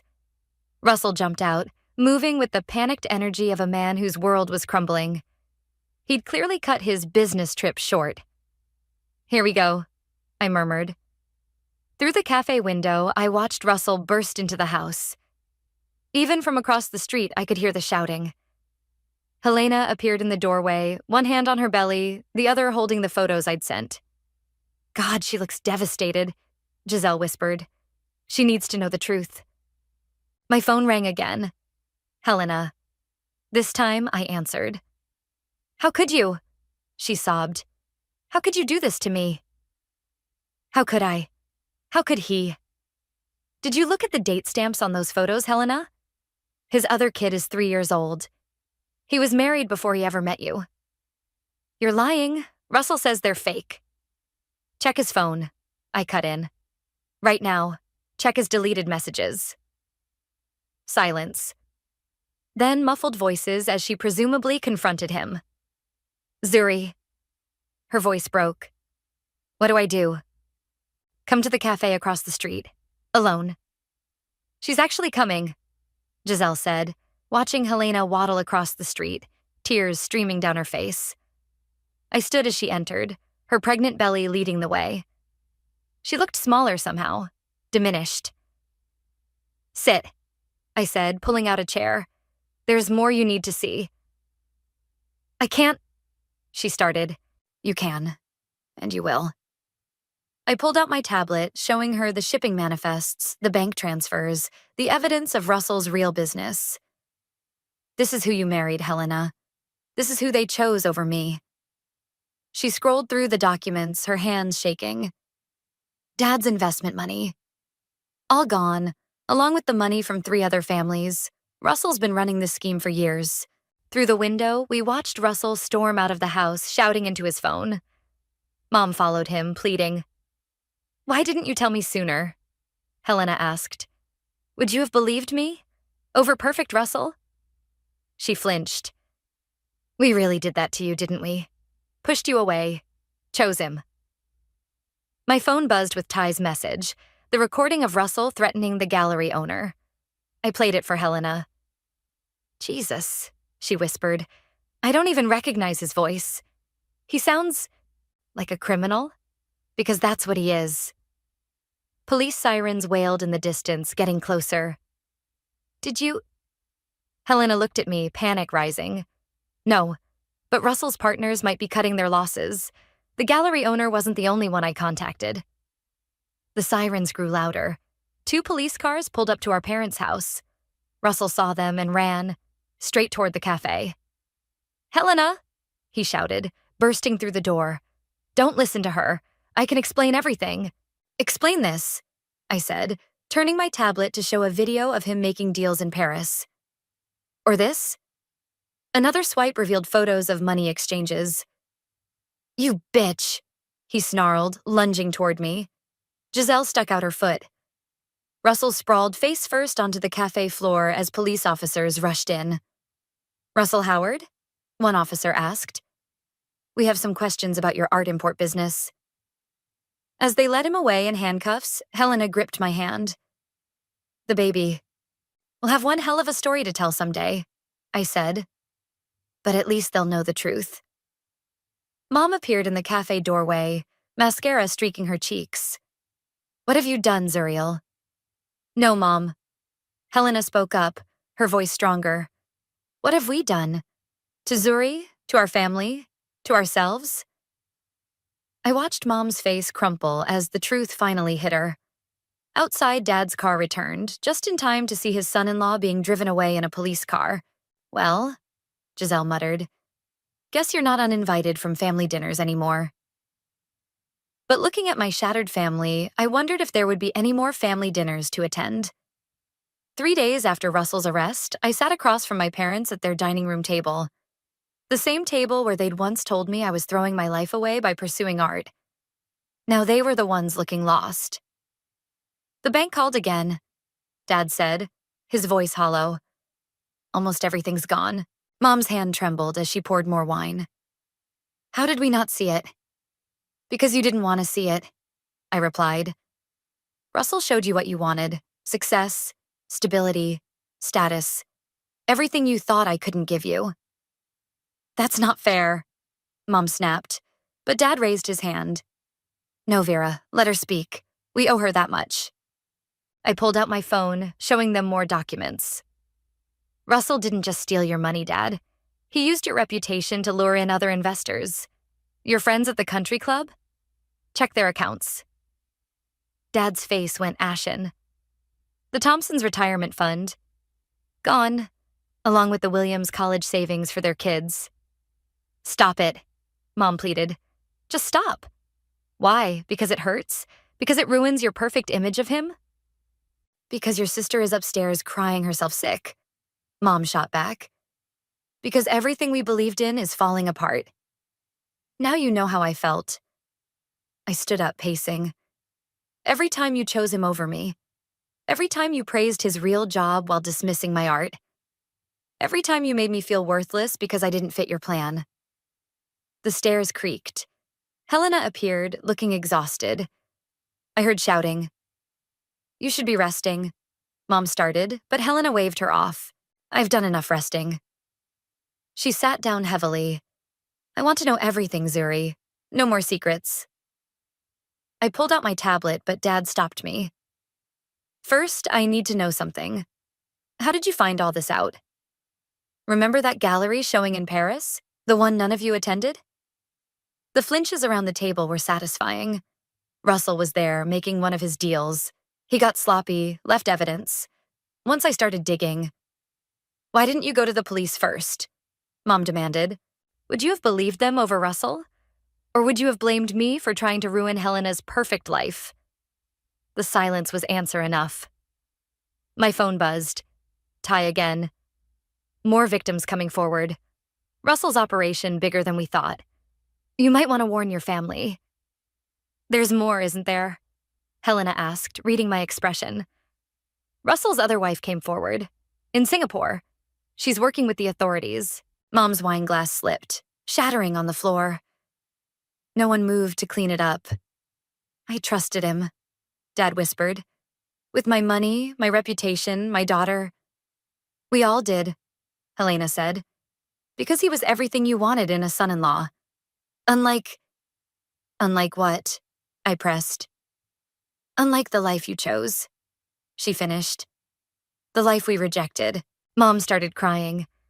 Not her usual controlled tears, but deep, ugly sobs. I was so afraid, she choked out. After your father's brother lost everything pursuing his dreams, I couldn't bear to see you struggle like that. So you pushed me away instead? We pushed you toward safety, Dad said. Or what we thought was safety. Look how well that turned out. Helena reached for my hand across the table. Show me the rest, Zuri. Show us everything. For the next hour, I laid it all out. The forged artwork, the money laundering, the multiple families, the threatened gallery owners. With each revelation, my family's perfect world crumbled further. The police want to talk to all of you, I said finally. About the investments, the companies Russell set up in your names. Our names? Dad looked up sharply. He used your identities to create shell corporations. That's why I had to do this my way. If I'd gone to the police first, you might have been implicated. You were protecting us, Helena realized. Even after everything. You're my family. The words caught in my throat. Even when you didn't want me, you were still my family. Mom stood up suddenly, her chair scraping back. For a moment, I thought she was going to walk away again. Instead, she wrapped her arms around me, holding me like she hadn't since I was small. I'm sorry, she whispered. I'm so sorry. One by one, they joined the embrace. Dad, then Helena, her belly pressing against my back. We stood there, a broken family trying to find its way back together. My phone buzzed again in my pocket, but I ignored it. The truth could wait a moment longer. Right now, in this shattered dining room with its broken wine glass and broken dreams, something else was finally breaking too. The walls we'd built between us. The police station's fluorescent lights made everyone look sickly. Helena sat beside me, hands protectively over her belly, while Mom and Dad spoke with detectives in separate rooms. Mrs. Howard? A detective approached Helena. We need your statement now. I'll come with you, I offered, but Helena shook her head. I need to do this alone, Zuri. I need to face it. As she waddled away, Giselle arrived with coffee. How's it going? They've been questioning Dad for 2 hours. Mom's barely holding it together. My phone lit up with a message from Russell's lawyer. My client requests a meeting with you. Alone. No way in hell, Giselle said, reading over my shoulder. Actually, I stood up. This might be exactly what we need. Zuri, don't... But I was already walking to the detective's desk. 20 minutes later, I sat across from Russell in an interview room, a recording device between us. You look terrible, I observed. The designer suits were gone, replaced by orange prison wear. You've ruined everything, he snarled. My business, my reputation. Your multiple families? I cut in. How's the sun in Singapore, by the way? His fist slammed the table. You think you're so clever, but you've destroyed your sister's life. That baby will grow up without a father. Better than growing up with a criminal for a father. I can still fix this. He leaned forward. I have offshore accounts. Money your father will never see again unless you help me. I smiled, tapping the recorder. There it is, the threat I was waiting for. His face darkened. You recorded... The door burst open. 2 detectives entered, followed by my father. That's enough, Dad said. We got what we needed. Russell lunged across the table, but the detectives were faster. As they dragged him away, he shouted, Your precious artist daughter isn't so innocent. Ask her how she really got those files. Dad turned to me. Is there something I should know? I might have borrowed some files from his laptop. In Paris. Illegally? Let's say I made an unauthorized backup of data he left unsecured in a public space. Dad's laugh surprised me. The first real laugh I'd heard from him in years. You always were too smart for your own good. Back in the waiting area, Helena was finishing her statement. Mom sat nearby, looking through her phone. What are you doing? I asked her. Looking at your art website. I never actually looked at it before. She turned the screen toward me. These prices, Zuri. People pay this much for your work? More, usually. That's just the gallery price. More than Russell made in his legitimate deals, Dad muttered. Helena joined us, exhausted but somehow lighter. They're charging him with fraud, money laundering, and identity theft, among other things. The Singapore authorities want to extradite him too, I added. Good, Helena said firmly. Let them have him. Mom stood suddenly. I need to show you all something. She led us to her car, drove to their house, and went straight to the study. From a hidden safe, she pulled out a folder. Your first gallery submission, she said, handing it to me. The one we rejected. I kept it. Inside were photos of my early work, along with glowing reviews from art critics. You kept this? My hands shook. But you said my art was worthless. Because I was scared, Mom whispered. Scared you'd struggle, scared you'd fail. Instead, you succeeded brilliantly, and we failed you. Helena picked up one of the photos. I remember this piece. You painted it the summer before college. Before you all decided my future wasn't worth investing in, I said. We were wrong, Dad said simply. About everything. My phone buzzed. Ty again. Gallery owner wants to feature your new series. Theme, Family Secrets. You in? I looked at my family, Mom clutching my old portfolio, Dad looking at my current prices with newfound respect, Helena studying my early work with genuine interest. I have a proposition, I said. The gallery wants to feature my new work, but I'm thinking maybe we could use it to help make things right. What do you mean? Dad asked. We sell the pieces, use the money to help repay the families Russell stole from. You'd do that? Mom's eyes welled up. That's what family does, right? Helps fix each other's mistakes? Helena hugged me, her belly pressing between us. Speaking of family, I've been thinking about names for the baby. Please tell me you're not sticking with Russell Jr. I groaned. She laughed. Actually laughed. I was thinking, how do you feel about being a namesake? Mom gasped. Dad grinned. And I finally felt like I was home. Just promise me one thing, I said. If the kid wants to be an artist, we'll be their biggest supporters, they all said together. And for once, I believed them. Are you sure about this? Giselle asked, helping me hang the last painting, a dark, swirling piece titled Family Lies. The gallery buzzed with pre-opening activity. In 2 hours, it would be filled with art critics, potential buyers, and most nervously, the families Russell had defrauded. They deserve to see it, I said, adjusting the lighting. All of it. My phone buzzed. Helena. Water broke. At hospital. Don't worry about coming. Focus on gallery. Yeah, right, I snorted, already grabbing my coat. Giselle, you're in charge. Don't let anyone touch anything until I'm back. The hospital was chaos. Mom pacing the waiting room, Dad stress-eating vending machine snacks, Helena's screams echoing down the hall.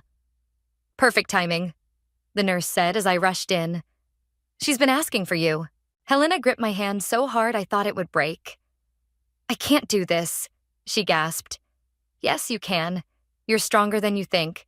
You survived Russell. You can survive this. The gallery opening can wait. Some things are more important. Hours passed. Mom and Dad took turns pacing.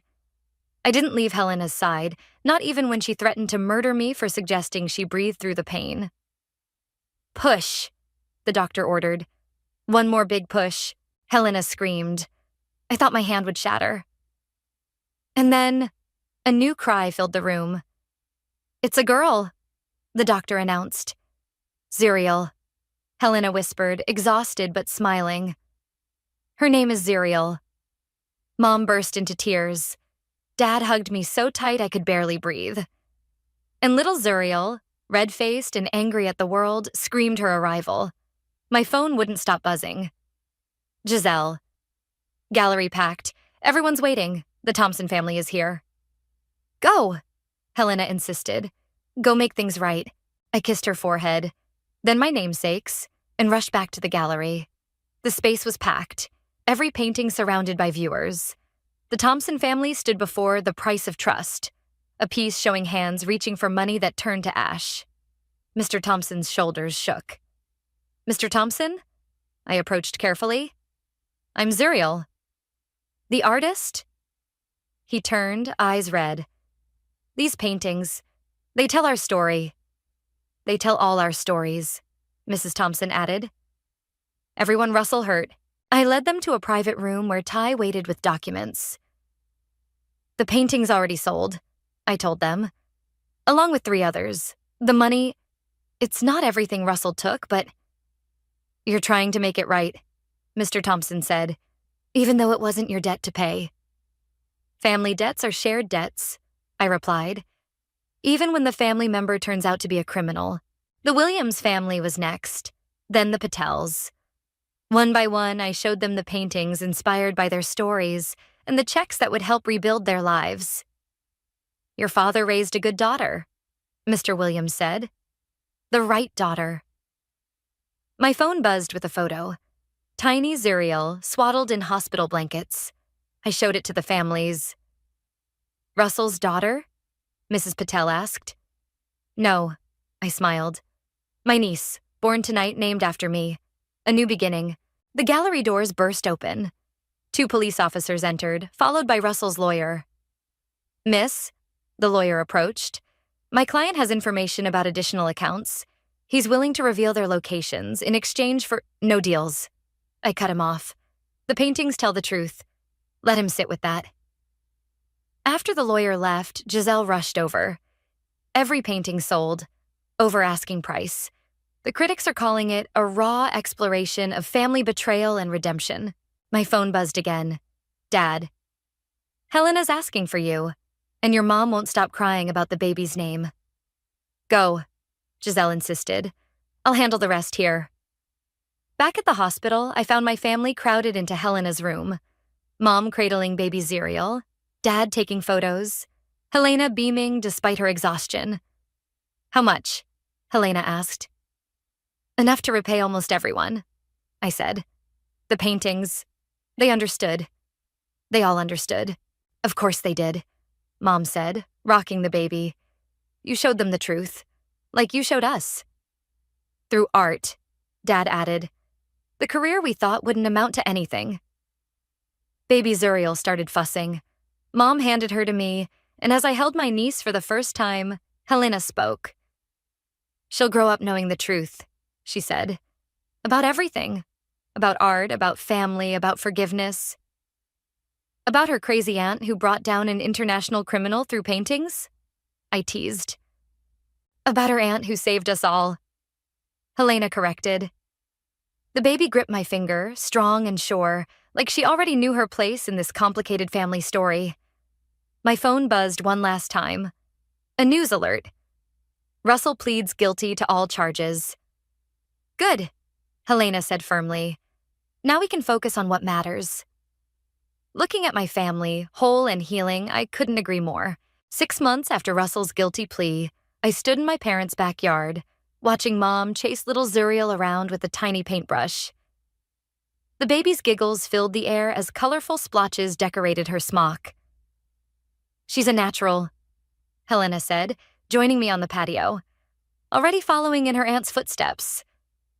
My phone buzzed, another message from Russell's lawyer. I deleted it without reading. Still trying to make deals? Helena asked. Every week. But his other wife in Singapore isn't being as forgiving as his lawyers hoped. Dad emerged from his study, waving papers. Just got off the phone with the bankruptcy trustee. They found another account. How much? Helena asked. Enough to fully repay the Williams family. He grinned. Their daughter can go to college after all. The doorbell rang. Mom scooped up baby Zuriel, paint and all, as Giselle and Ty arrived with boxes. The last of the gallery sales, Ty announced. Plus 3 commissions from people who saw the Family Secrets series. Speaking of secrets, Giselle added, Guess who's getting married next month? The gallery owner? I laughed. To Russell's ex from Singapore? Poetic justice, Helena mused. She gets the honest man, while Russell gets 20 years in prison. Mom set baby Zuriel in her playpen and started opening boxes. These new paintings, Zuri, they're different. She was right. Gone were the dark themes of betrayal. The new pieces exploded with color and hope, a series I called Redemption. The critics are calling it your best work yet, Ty said. They say they can feel the healing in every brushstroke. Because there is healing, I replied, watching Mom make faces at the baby. In all of us. The back gate opened. 2 women entered, Mrs. Thompson and Mrs. Williams, carrying casseroles. Hope we're not interrupting, Mrs. Thompson said. We brought dinner. And wine, Mrs. Williams added. Lots of wine. What started as a support group for Russell's victims had evolved into genuine friendship. Every week they gathered here, sharing meals, sharing stories, sharing recovery. Did you tell them? Mrs. Thompson asked Dad. Just did. About the new account. Mrs. Williams burst into tears. My daughter. She can keep her scholarship. Helena hugged her. Your daughter is going to do amazing things, just like someone else I know who followed her dreams despite everything. She looked pointedly at me and I felt my cheeks flush. Speaking of dreams, Mom called from the playpen. Look what your niece made. Baby Zuriel had managed to create a surprisingly coherent pattern with her finger paints. Everyone crowded around, oohing and eyeing. Another artist in the family. Dad said proudly, this one will support from the start. My phone buzzed again, this time a text from Russell's other wife. The divorce is final. Thank you for everything. Your family is lucky to have you. You know what's funny? Helena said, reading over my shoulder. If Russell hadn't been so terrible, we might never have found our way back to each other. Sometimes the worst things lead to the best endings, Mrs. Thompson observed. Giselle started setting up dinner on the patio table. The evening sun cast long shadows across the yard as everyone took their places. Not just family, but this extended circle of healing we'd created. Before we eat, Dad stood up, raising his glass. To second chances. To truth. To art. To family, Mom added. All kinds of family. Baby Zuriel chose that moment to fling a glob of paint, hitting Dad square in the face. The table erupted in laughter. That's definitely your niece. Helena nudged me. Actually, I said, pulling out my phone to show them an email. About that, the Paris Gallery wants to feature a mother-daughter artist series. They suggested we start Baby Zuriel early. Mom dropped her fork. Paris? But that means we'd all have to go, I finished. Together this time. As a family, Dad added. Helena wiped paint off the baby's hands. What do you say, little one? Ready to show Paris what the next generation of artists can do? Baby Zuriel responded by painting a perfect handprint on Helena's shirt. I'd say that's a yes. Mrs. Williams laughed. As dinner continued, I watched my family. Mom teaching baby Zuriel to hold a proper brush, Dad discussing art investments with Ty, Helena sharing recovery stories with Russell's other victims turned friends. My phone buzzed one last time, a notification that Russell's final appeal had been denied. I deleted it without sharing. Some chapters needed to stay closed. More wine? Giselle offered. Please, I said, raising my glass to the sunset. Here's to painting new stories. Everyone clinked glasses, and baby Zuriel squealed in delight, as if she too knew. The best masterpieces come from the heart. The Parisian gallery buzzed with excitement as baby Zuriel smacked her hands against a canvas, creating explosive bursts of color. Helena stood nearby, beaming as photographers captured the moment. She's a natural, the gallery owner said in accented English, just like her aunt. My latest collection hung on the walls, Legacy of Truth. Each piece telling our family's journey from betrayal to redemption. But the centerpiece was different. A collaborative work between me, Helena, Mom, and baby Zuriel. The critics are calling it revolutionary, Ty said, showing me the early reviews on his tablet. A family healing through art. Mom appeared with more paint for the baby. Gone was her country club perfectionism, replaced by an artist's smock splattered with colors. "Your father's still on the phone with the lawyers?" she said. "The last of Russell's accounts have been found. Everyone will be made whole." Speaking of whole, Giselle nudged me, pointing to the gallery entrance. Russell's other wife stood there, holding her son's hand. She'd flown in from Singapore for the showing, part of her own healing journey. "Come." I waved them over. "Baby Zuriel needs more painting partners." The two children, half-siblings unknown to each other just months ago, instantly began creating together, their laughter transcending language barriers. "This is better than revenge," Russell's ex-wife said softly. "This is justice." Dad finally joined us, tucking his phone away. "It's done," he announced. "The last settlement has been paid. Russell's empire is officially dismantled. And rebuilt into something beautiful," Helena added, watching the children paint. The gallery doors opened again. Mrs. Thompson, Mrs. Williams, and other families Russell had hurt filed in, having flown to Paris for the showing. They carried gifts, not just for baby Zuriel, but for her brother too. "We're all connected now," Mrs. Williams said. "Through pain, through healing, through art."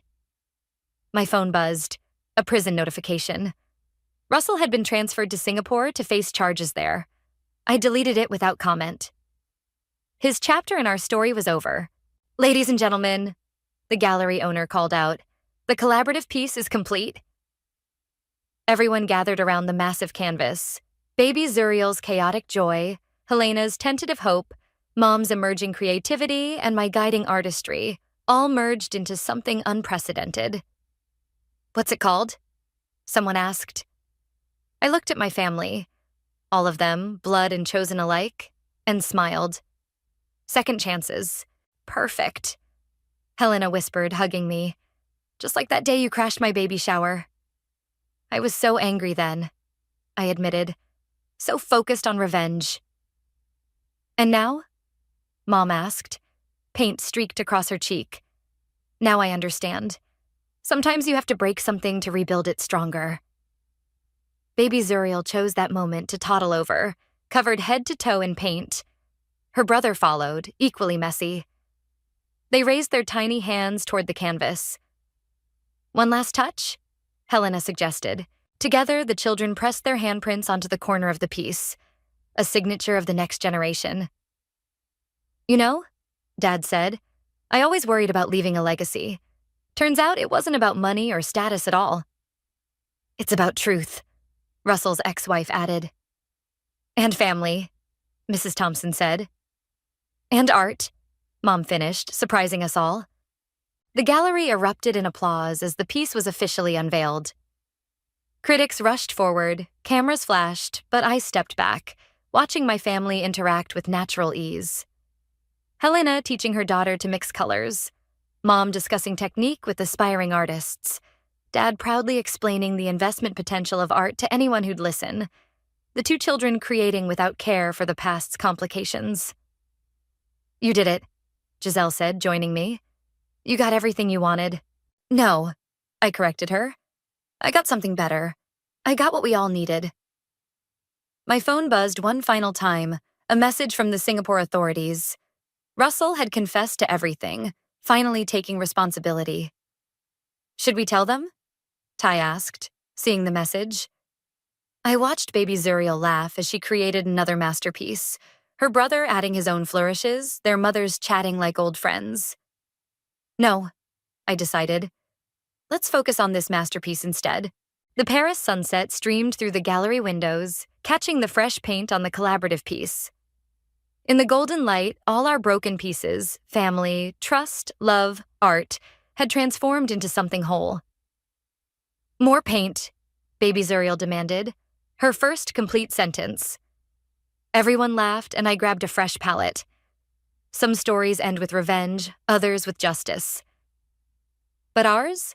Ours ended with creation, with family, with truth. And really, That was the most beautiful masterpiece of all.